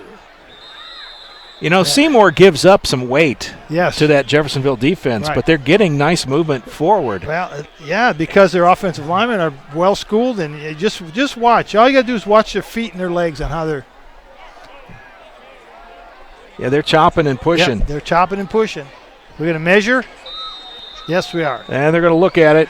I think I don't know. I think he's a little short. Yeah. And Morell is going to come out. Yeah, he's got cramps again. This is the second time he's had cramps. It's that left leg that's giving him a little bit of trouble. You want me to tell you my cramp remedy? Because I suffer from cramps. Go right ahead. Tell us. Pickle juice and or yellow mustard. And you drink it. You don't rub it on. Pickle juice and yellow mustard. And or yellow mustard. And you drink it. Yes, and it will get rid of the cramps. Yeah. In seconds. It'll get rid of all sensation here in a moment. It's fourth and and inches. I bet he quarterback sneaks. Smith up under center, power formation. Low and Drummond in the eye behind him. And they're letting the clock run down. He's going to take as much time off the clock as he can. Down to 9 seconds on the play clock. Snap, the lean, and the first down, and not even questionable. No. He picked up about 2.5 on that lunge forward. First down. Yeah, Seymour's offensive line really getting a push. And that's been the difference here in the second half. Oh, yeah, it has.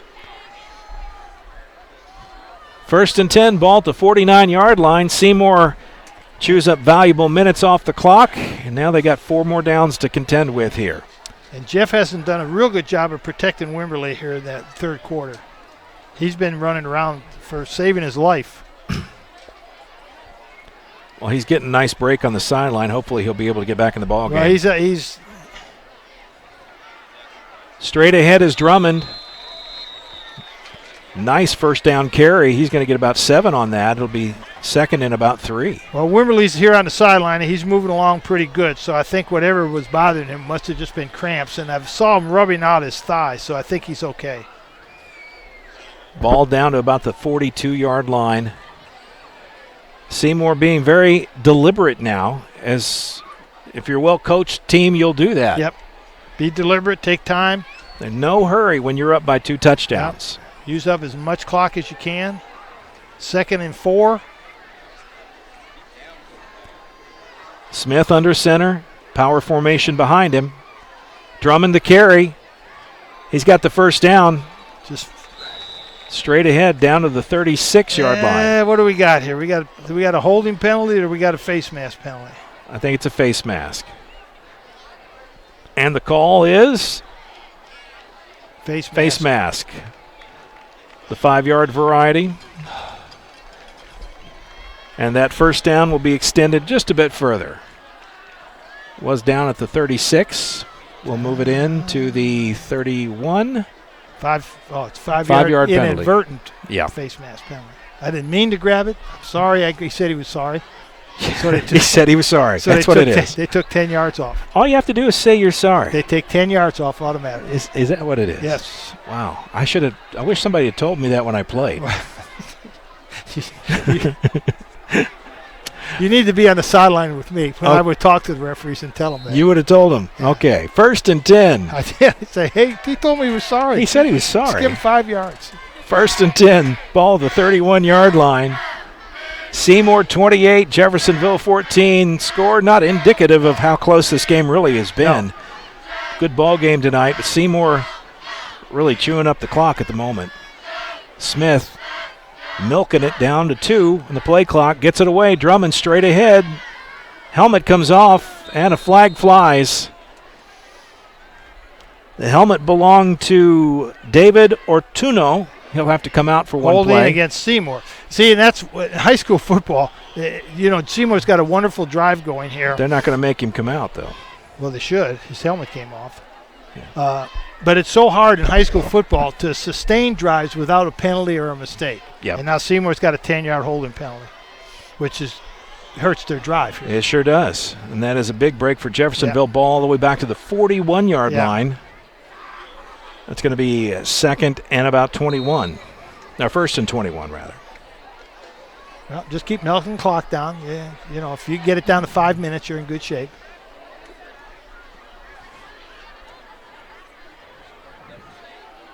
And the play clock down to 10. They're not even going into the set position. Now they do. Smith under center. Drummond, the single tailback. Straight ahead. Smith keeps it, rolls out to his right, throws a pass. Nice pass, too. That's to the slot back Lowe, who's been running a lot of fullback here in the second half. Once again, that's that little bootleg waggle pass that's been open a lot tonight. He's got some good yardage off of that pass play. That one picked up about 5, 2nd and 15. And you get Jeff so concerned about the run, and they're all packed in inside, that it makes that little pass play so much easier. Henderson, the big play receiver tonight, comes out to split to the near side. I formation, Smith under center. 2nd and 15. Straight ahead is Drummond. Finds a slot. Holy cow. Nice run. Yes, sir. Gets about 13 of the 15 he needed. It's going to be 3rd, but not long. Nope, and they're going to be in 2-down territory, so they're going to have 3rd and 4th down to get this first down. They get this first down, Mike, it's going to be tough for Jeff to come back. Jeff is going to have to find a way to get a stop here. Yeah, defensively, they can do it.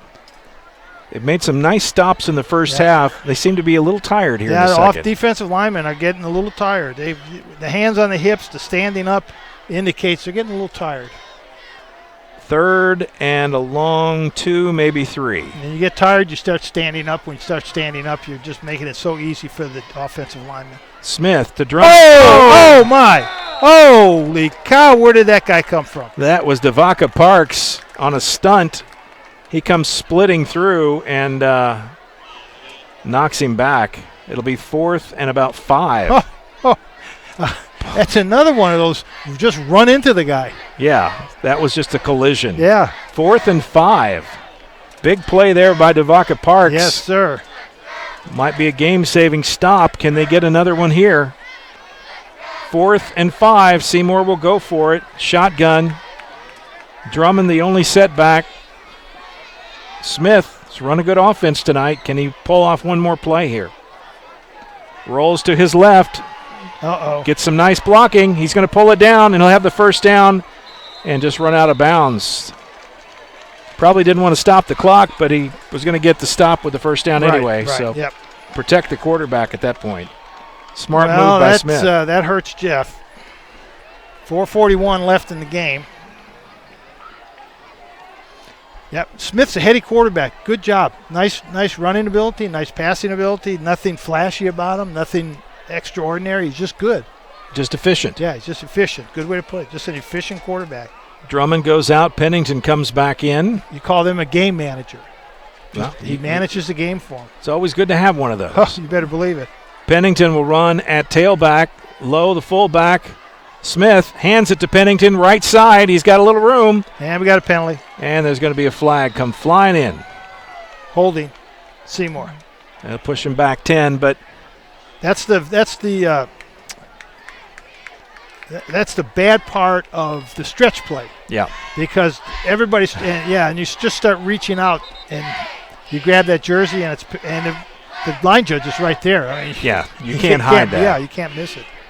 We got a player injured on the play, and they're going to take a quick break to attend to him and the penalty. We're going to go ahead and take a break as well. Jeff, you might want to tell the Jeff guy to stop the clock. The clock continues to run. They probably need to figure that out. Yeah. We'll go ahead and take a break. We'll be back right after this on glycod.com. The only name you need to know for all your auto repair needs is Voyner's Auto and Truck Repair. Sure, our name might be hard to say, but we can fix everything no one else wants to fix. Big or small, we can do it all. Foreign or domestic, if it needs repair, Voyner's can handle the job. The only thing high-tech about us is what we do, and we're upfront with you and we'll do the job right. One thing we have to sell is our time, and we won't waste yours. Voyner's Auto and Truck Repair. Family-owned since 1981. Call us for all of your auto repair needs. You're watching Southern Indiana High School football from Glycod. Mike Beck, Jim Kazmarek here. Seymour and Jeffersonville. Little clock error there, and they're trying to figure out what the clock should be. They set it at about 4:13, 4:14, something like that. 28-14 is the score. Seymour on top. Jeffersonville here at home trying to find a solution to the Seymour offense. And we'll get the play whistled back in after that holding penalty to be 1st and 20. Ball at the 27-yard line. Smith under center. Clock running. He's in no hurry. He's going to eat up as much play clock as he can, down under 9. Now goes under. Good heady play. You like to see that. Rolls out to his right. Naked bootleg, throws it out. And that could have been intercepted if the defender had noticed the ball. Yeah, he made a mistake there. He should have run the ball. He had an open field. He should have run the ball. Now he stopped the clock. That was not a good play. 2nd and 20. We just get him a lot of credit, and then he goes and does that. Yeah. Well, that's high school kids. That's a high school kid, but you don't need any points. And I'm telling you, what are you doing? You don't need any points. All we need is run the clock down. Yeah. Run it, get tackled. We're going to get another 25, 30 seconds off the clock. 2nd down and 20. Ball to 27. Smith under center, power backfield, I formation. Low and Drummond. Drummond gets the call and heads out of bounds on the far sideline, but stop the clock again. He stopped the clock. See, when I get that close, I would dive forward to stay in bounds. Stay in bounds, right. Clock stops at about 3:39 to go in the ball game. 28-14. Seymour closing in on win number 2 of the season. If they can hold on here, time to start thinking about our outstanding players of the game tonight. Got a couple of candidates. Mm-hmm. I've got some ideas. I'm curious who you might pick. I think I know who. Smith, under center. Handoff, left side. Drummond gets down inside the 15 to close to the 10-yard line. It's going to be 4th and 2 or 3, Mike, which would, if they make this first down, the game's over. Jeff can hold him here with Wimberly's arm and Isaac. Is it Isaac? Finley. Yeah. I was going to say Isaac Fleming. They still have a chance to get in the game. Okay. for the game. 4th and 2. 28-14. Seymour leads Jeffersonville. Under 3 minutes to go, and a big 4th and 2 play here with Seymour down to the 10-yard line. If they get a first down, they're going to ice it. Smith keeps it himself, and he's going to be short. He's short. Jeffersonville gets the stop. Surprised they didn't run quarterback sneak. That is a surprise. I am really surprised. Big break for Jeffersonville as the defense comes up big when they absolutely had to, and the offense gets the ball back. The question is Mr. Wimberly able to go here? Yeah, I think he was okay on the sideline. He's got his helmet on. He's talking to the coach, and he runs back on the field. He's back in the game. That is a good sign for the Red Devils. So first play, give it to Isaac Fleming. Finley. Isaac Finley. Well, that's his brother, Isaac Fleming. Is that it? Okay. Yeah. Give it to him right up the gut, see what happens. Welcome to our friends listening on the Big X, WXVW, Mike Beck, Jim Kazmarek here at Jeffersonville. The Red Devils trail Seymour 28-14. Sean Wimberly back in 1st and 10, ball at the 9-yard line. Jeff's got to score twice in a couple of minutes and some change here. Wimberly back to pass, puts it in the air, has a receiver. That's Gervasio Mitchell, stays on his feet. Good Lord. Nice move, finally gets out of bounds, but flags fly. And we'll see what happens. Mitchell get all the way up to the 36-yard line. Against Jeff. Illegal. Ineligible. Yep. Ineligible receiver. That's a heartbreaker. Half the distance to the goal will put the ball around the 5-yard line. It'll be 1st and 15. Yeah, 1st and 15-ish. And that's a loss of down, too, I believe.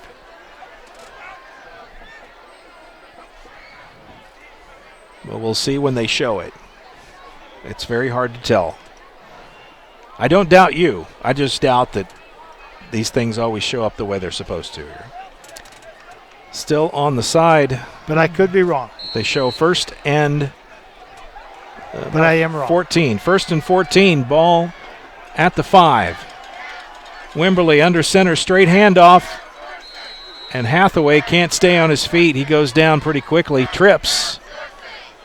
And falls forward for about 3. It'll be 2nd and 11. Well, Jeff is acting like they're in the lead and got a 2-touchdown lead instead of have some urgency. Need some urgency to try to finish this. Have some urgency.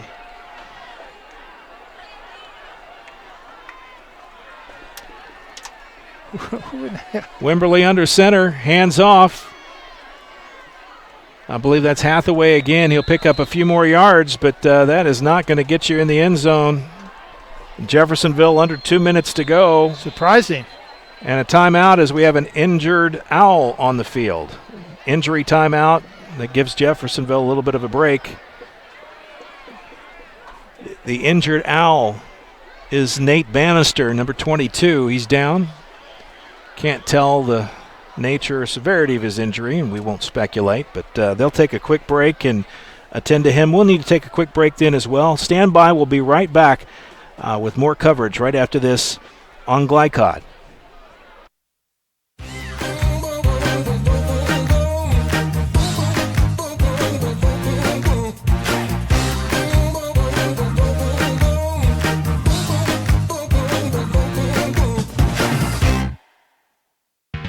You're watching Southern Indiana High School football from Glycod.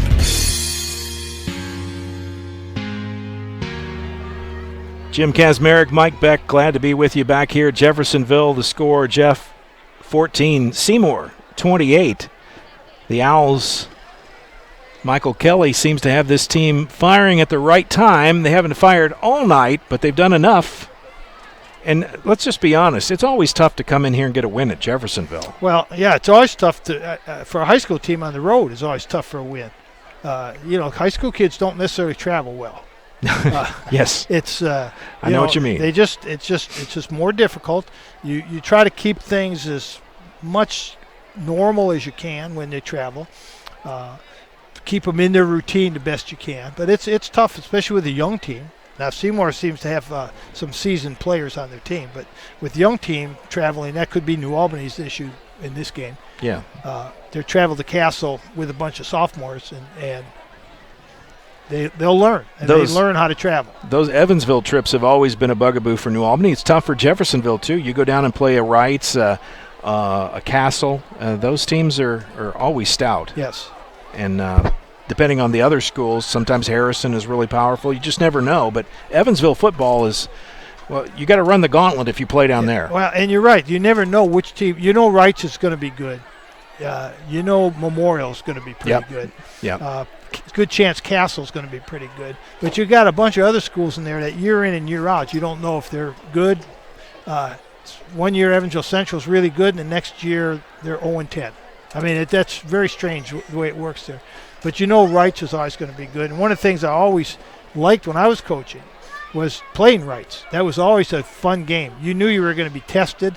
I didn't necessarily like it when we were playing them in the first game of the season, but they were going to test you. You were going to find out where you were good and where you were weak. Seymour player up. And walking off the field. They will assist him to the sidelines.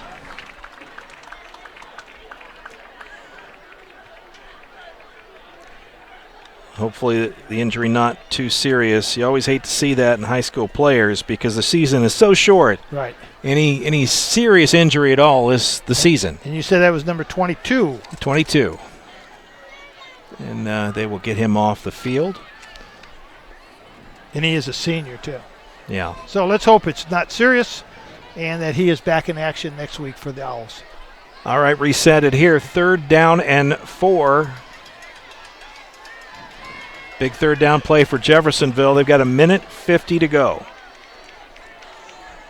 I'm surprised they're still running under center. Wimberley, really tight offense here. Yeah. Man in motion. Fake that, straight ahead. Tail back through. And he'll get the 1st down. And that is Charles Hathaway. Fumbled early in the game. Now they go to a no huddle, put the ball on the ground, and 1st and 10. Ball at the 23, and a timeout called. By who? Jeffersonville. Jeffersonville takes a timeout. They want to talk it over. We've burned all our breaks for the night, so we're going to stay with this one. All right, how about good. that? Perfect. Let's talk about this. What kind of plays? Well, first of all, I don't see Finley touching the ball in this series, and really he's the man I would want to get the ball to. Yeah, take 3 deep, run 3 people deep, 1 down the middle, 1 up each hash mark. Clear out that and then swing it out to Finley. Get Finley the ball out in the open field where he can use his speed and aggressiveness and his shiftiness. Would be a good play to start with. Yeah, I would love to see Finley get involved here. That 94-yard touchdown run early in the ball game really got Jeff invigorated and fired up, and one of the best plays of the game for Jeffersonville. Right. And that was a straight dive just right off tackle. Simple 0 dive, right? Yeah, right Actually, off the guard. Right up to the guard, yeah. In the shotgun. Quick pass out. Uh-oh. And just off the mark, intended for Gervasio Mitchell. Mitchell was actually slated to start at quarterback this season until it was determined Wimberley was coming back from Louisville Central, and they welcomed him back. Mitchell, good ball player, but I think a little more comfortable out there in the wings. Yeah.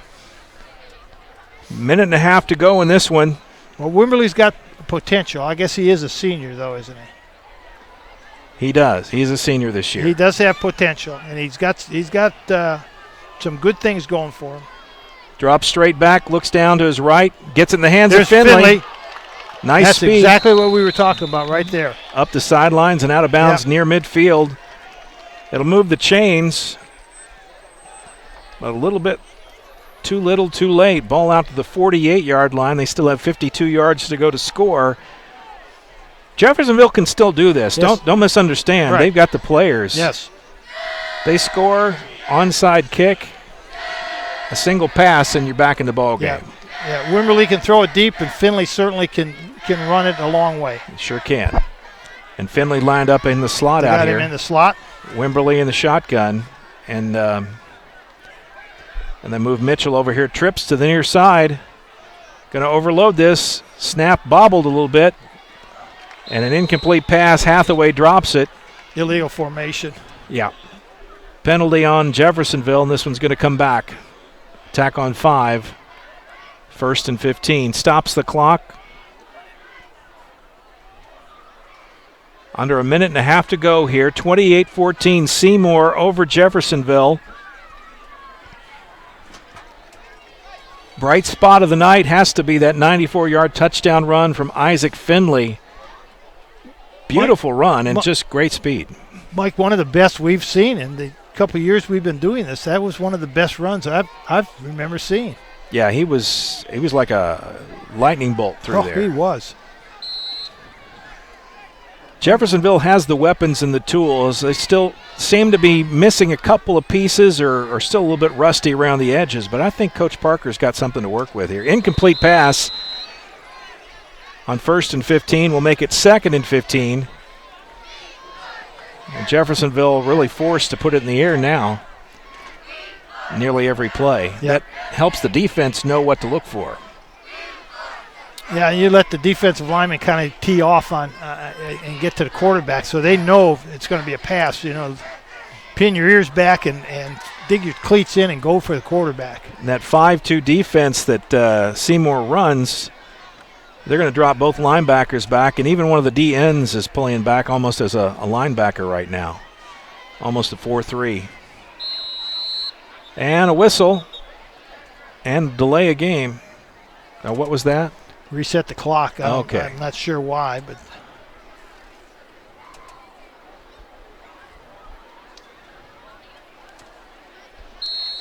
that was reset the 25-second clock. Okay, well, 2nd down and 15. Jeffersonville with the ball. Wimber in the shotgun. Hathaway the setback. He'll look downfield. Everybody out in the pattern. Finley with a catch. They needed 15. They got 15. And that's not a good sight. The ambulance came over the Seymour sideline. It looks like they're going to attend to the young man that was taken out of the game. He's on the ground and make a visit to the area hospitals tonight. Probably go see him at Clark Memorial. Hate to see that. Yes, I agree. I do hate to see that. 1st and 10, ball at the 41-yard line. Jeffersonville trying to get back in this one. There he is. Wimber. Had him open. Wide open was Jalen Bell Mansfield, but Wimber just overthrew it. He's got a lot of arm. He needs to dial it back a notch. Just a little bit. Under a minute to go. Good ball game.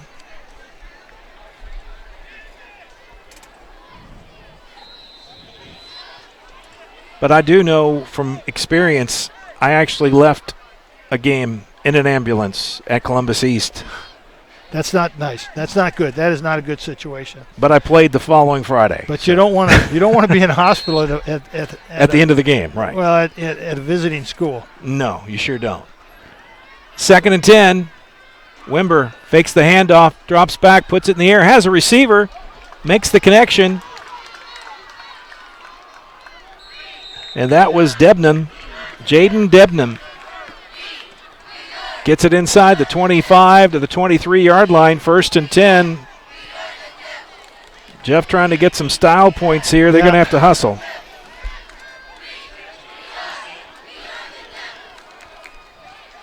Clock starts. The ball's set. Wimber gets his team set. Throws it up. Oh, my, touchdown. And there it is. Defender fell down.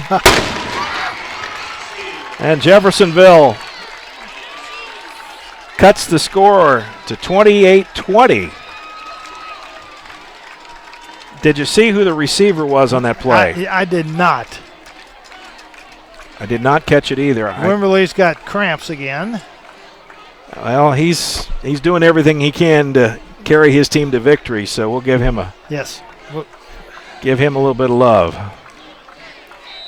28-20, extra point attempt forthcoming. Now we will see how well prepared Altamirano on the onside kick. Have the teams practiced an onside kick pretty early in the season, and have the other teams practice receiving an onside kick. The key is all we have to do is watch them line up. If they don't know where to line up, then they haven't practiced it much. You know, people say, how could you not have practiced this? But you coached many years. You know there's some things you just don't have time for. There is so much that you have to get in. But, you Mike, I'm going to tell you have to prioritize. Okay, I want to do an hour and a half of offense, and I want to do this, and I want to do that, and I want to do this, and then I end up with a 4.5-hour practice. I can't do that. No. So I have to prioritize what offensive plays do I need to practice? What plays are we not going to use in the game? Because I need to make sure that we do the kicking game properly, and we practice all this. And we don't practice it at the end of practice, just goof around. Exactly. I got to ask you, I've never asked a coach this. Is there a limit on how much time you can practice per day? Not in high school, but, my limit was a 2-hour practice, and then I might ask quarterbacks and receivers to stay out 15 minutes afterwards to work on passing game. So usually 2 hours was the max. Hans' team is in for Seymour. And doink. Oh, it went 10 yards. It's a loose ball. Did they get it? Jeffersonville covered an onside kick. I don't know. I can't tell what the referee's signaling. He appears to signal first down Jeffersonville. I have no idea what he signaled.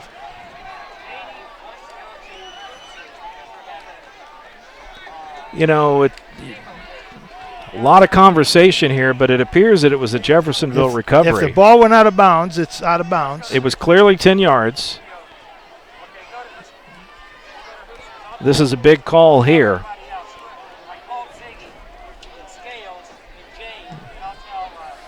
I don't know what the discussion is. It's either 10 yards, it's either went out of bounds or it didn't. Or you didn't. It's not that hard.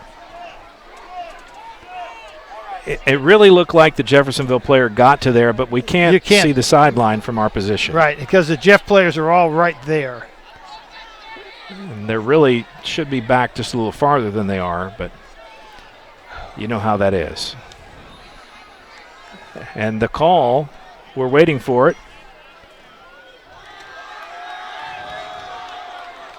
And they say it's a Seymour ball. And Coach Parker is livid because it appeared that they'd called it for Jeff and marked it down there. Now they call a legal procedure against Jeffersonville. Where was the flag?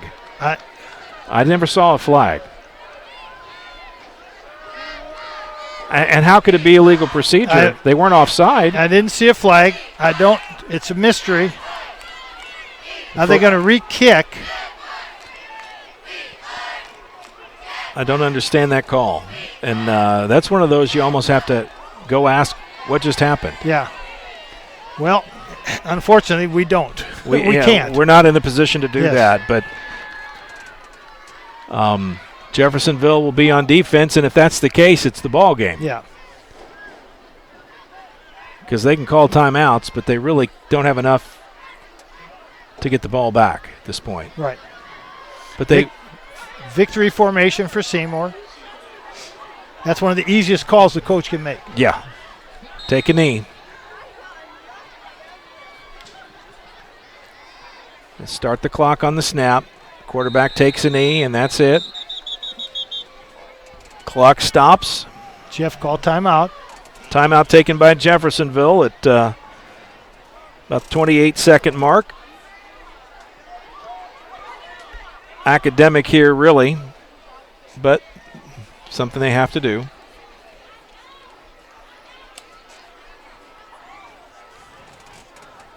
Yeah, what do you talk about here? In victory formation, there's really not much you can do. No, well, I talked to the Jeff kids and just say, keep it cool. You guys played a hard game.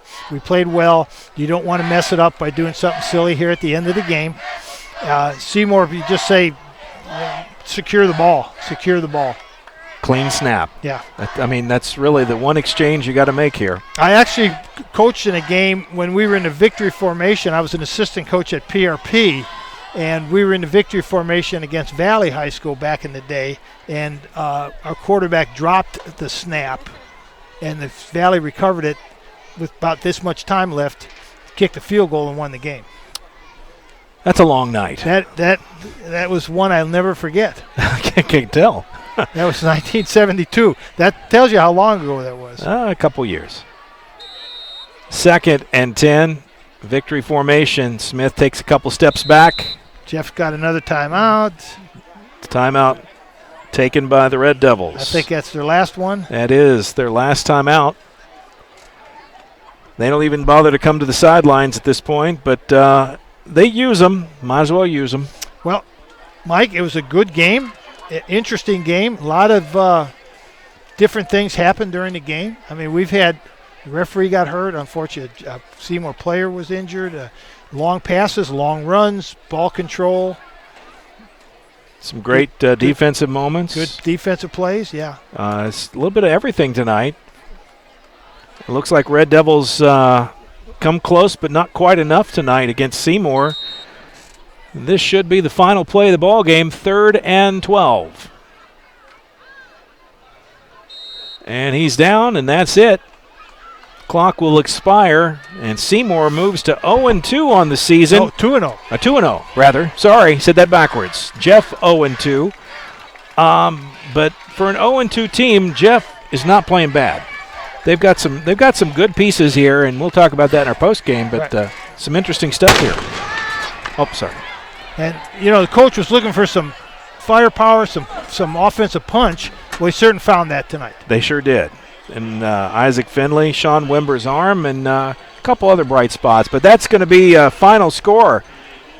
Seymour 28, Jeffersonville 21. We'll take a quick break and be back with our post-game coverage right after this on Glycod. Dr. Carter's office, Annette speaking. How may I help you? From your very first call through your dental exam and recare appointments, the warm personal care from Dr. Todd Carter and his friendly staff at Carter Family Dentistry will put you at ease. Dr. Carter can take care of you and your family's dental needs, from gentle cleanings to complex procedures. Call Annette or Joyce today at 812-944-5155 and see why 5 generations of patients still return to Carter Family Dentistry, located on Mount Tabor Road in New Albany. I'm a bunch of wind. And just like your stomach after that strip mall sushi, well, I'm a bit unpredictable. Let's redecorate. What's the matter, Tanya? I thought you loved being spontaneous. I do. And if you got the wrong home insurance coverage, I might break the bank too. So get Allstate and be better protected from mayhem, like me. Call Jeffersonville Allstate agent Packy Page today at 812-282-2970. Subject to terms, conditions, and cover selected. A proud supporter of the Providence Pioneers and Southern Indiana High School athletics, Mack Construction is a second-generation company that provides quality workmanship in heavy civil construction, asphalt, and streetscape while maintaining focus on worksite safety and productivity. Put Mack Construction's nearly 40 years of award-winning service to work for your project. For more information, visit MackConstruction.com. Mack Construction. Experience. Reputation. Solutions. Hi, this is Sheriff Jamie Knoll of the Clark County Sheriff's Office, reminding you to please buckle up, wear your seatbelts, and refrain from texting while you're behind the wheel. Your safety is our priority. Enjoy the game. Tonight's post-game recap is brought to you by Clark County Sheriff Jamie Knoll. If you have crime information to report, contact the Clark County Sheriff's Office tip line at 812-280-2276 or email tips@clarkcosheriff.com.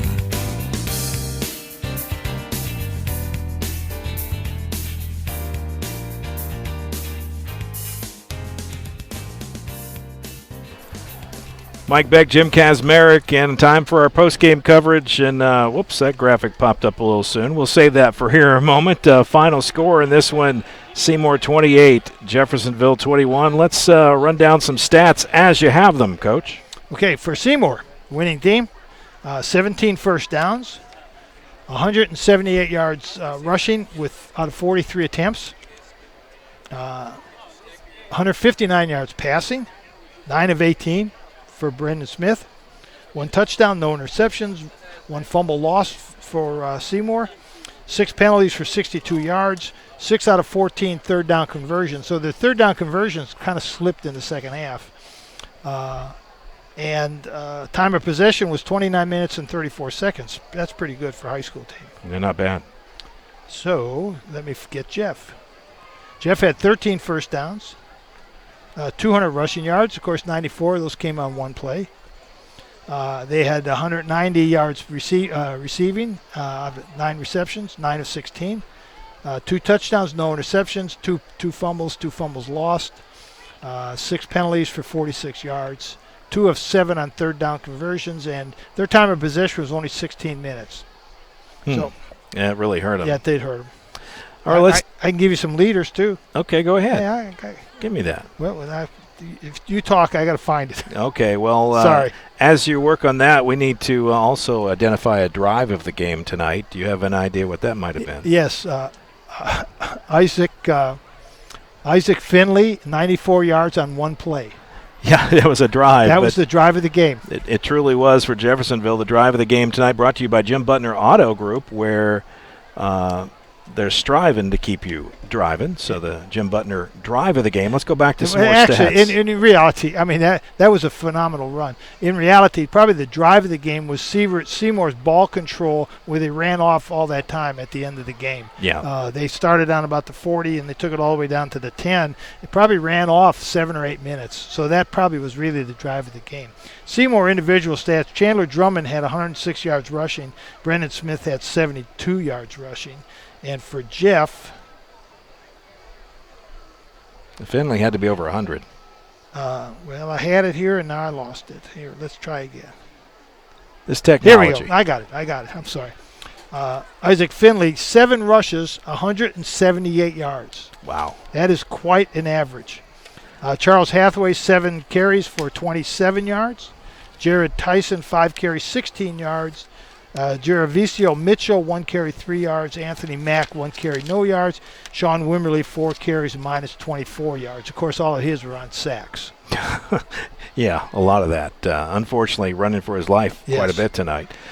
All right, well, let's go ahead and take a break, and we'll come back here in just a moment with some scores from other games and let you know what's happening around the area. Stand by. All that's still to come here on Glycod.com.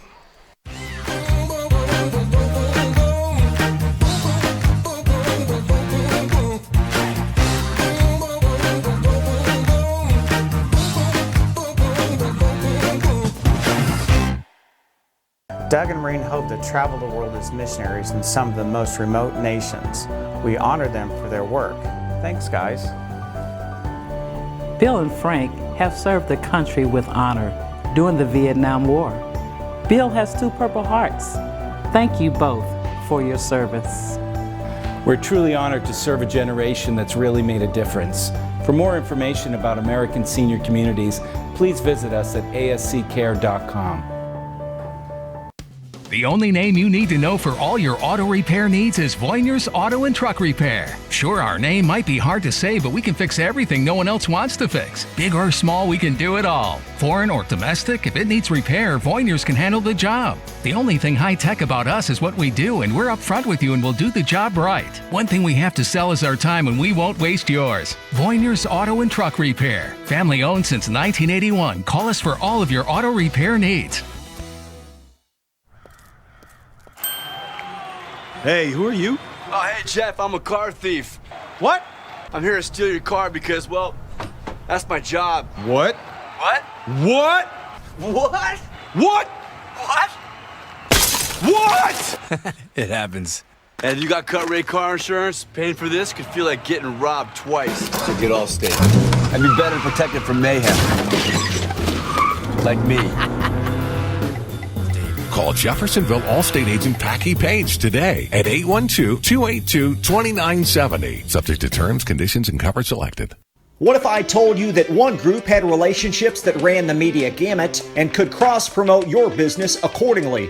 For a creative, solutions-driven approach, email info@glycod.com or call 502-551-5027. You're watching Southern Indiana High School football from Glycod.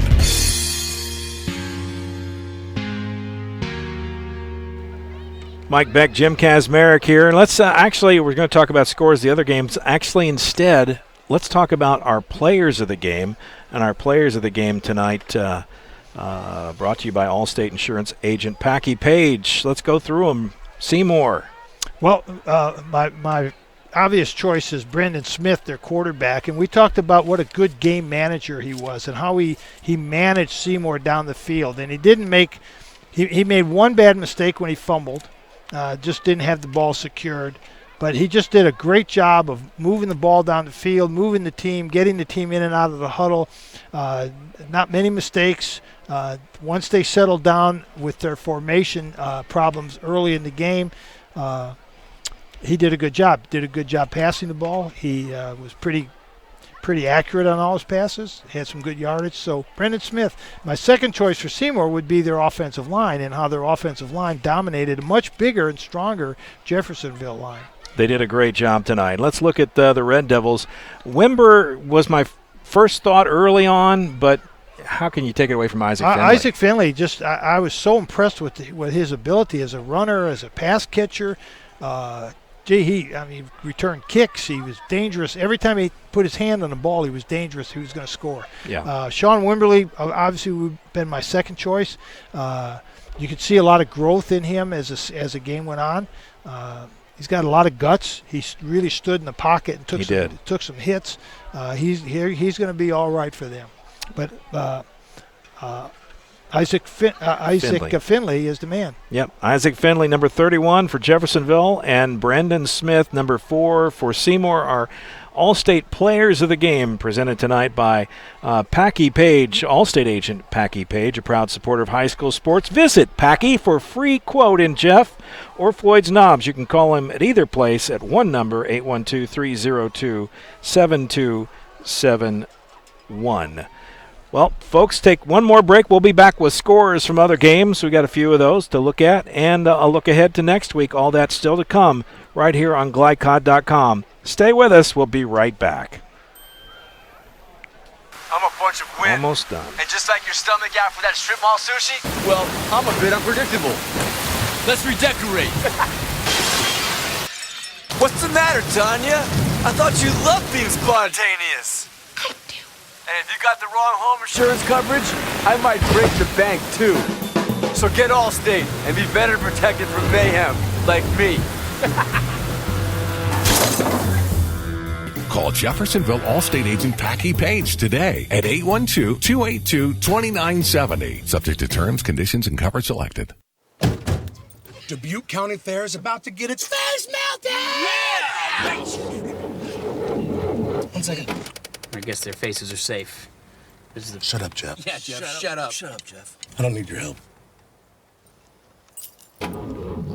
Just like what happened in Pittsburgh. Never mention Pittsburgh! When you need to be there, you need an Interstate, the car battery auto techs prefer. Come by Interstate Batteries, 1510 Production Road, Jeffersonville.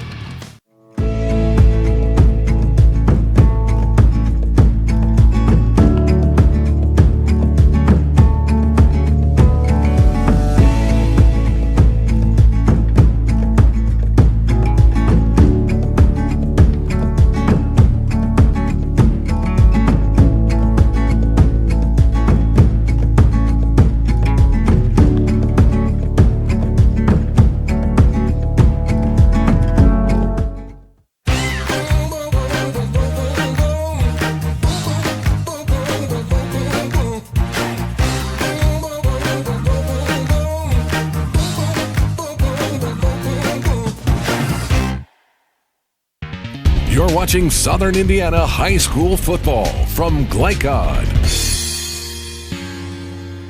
Mike Beck, Jim Kazmarek broadcasting from Jeffersonville High School tonight, where the Red Devils and the Seymour Owls tangled up, and it didn't go in the Red Devils' favor, final 28-21. But before we do that, one thing I missed, and I thought we got everything in tonight, and I missed one thing, and I got to apologize, but we're going to go ahead and get it in right now. Our point after sponsor tonight was Hussung Mechanical Contractors, and we had a lot of points after tonight. We did. So you need to repeat that. I have to repent 5 times. I have to repent. We'll just do it once and say we did it. But the point afters tonight brought to you by Hussung Mechanical Contractors. They're family owned, providing plumbing, HVAC service and reliable energy solutions to meet the need of businesses, industries, and governments. It's Hussung.com. And we do appreciate all our sponsors. We want to make sure we give them all love that they're due, because they do good work, and they bring these games to you, and we do appreciate that greatly. Last look at the scoreboard here, brought to you by Clark County Youth Coalition. What's going on? I'll give you the big one first. This is the big one of the year so far. Clarksville, 54. Eastern Pekin, 18.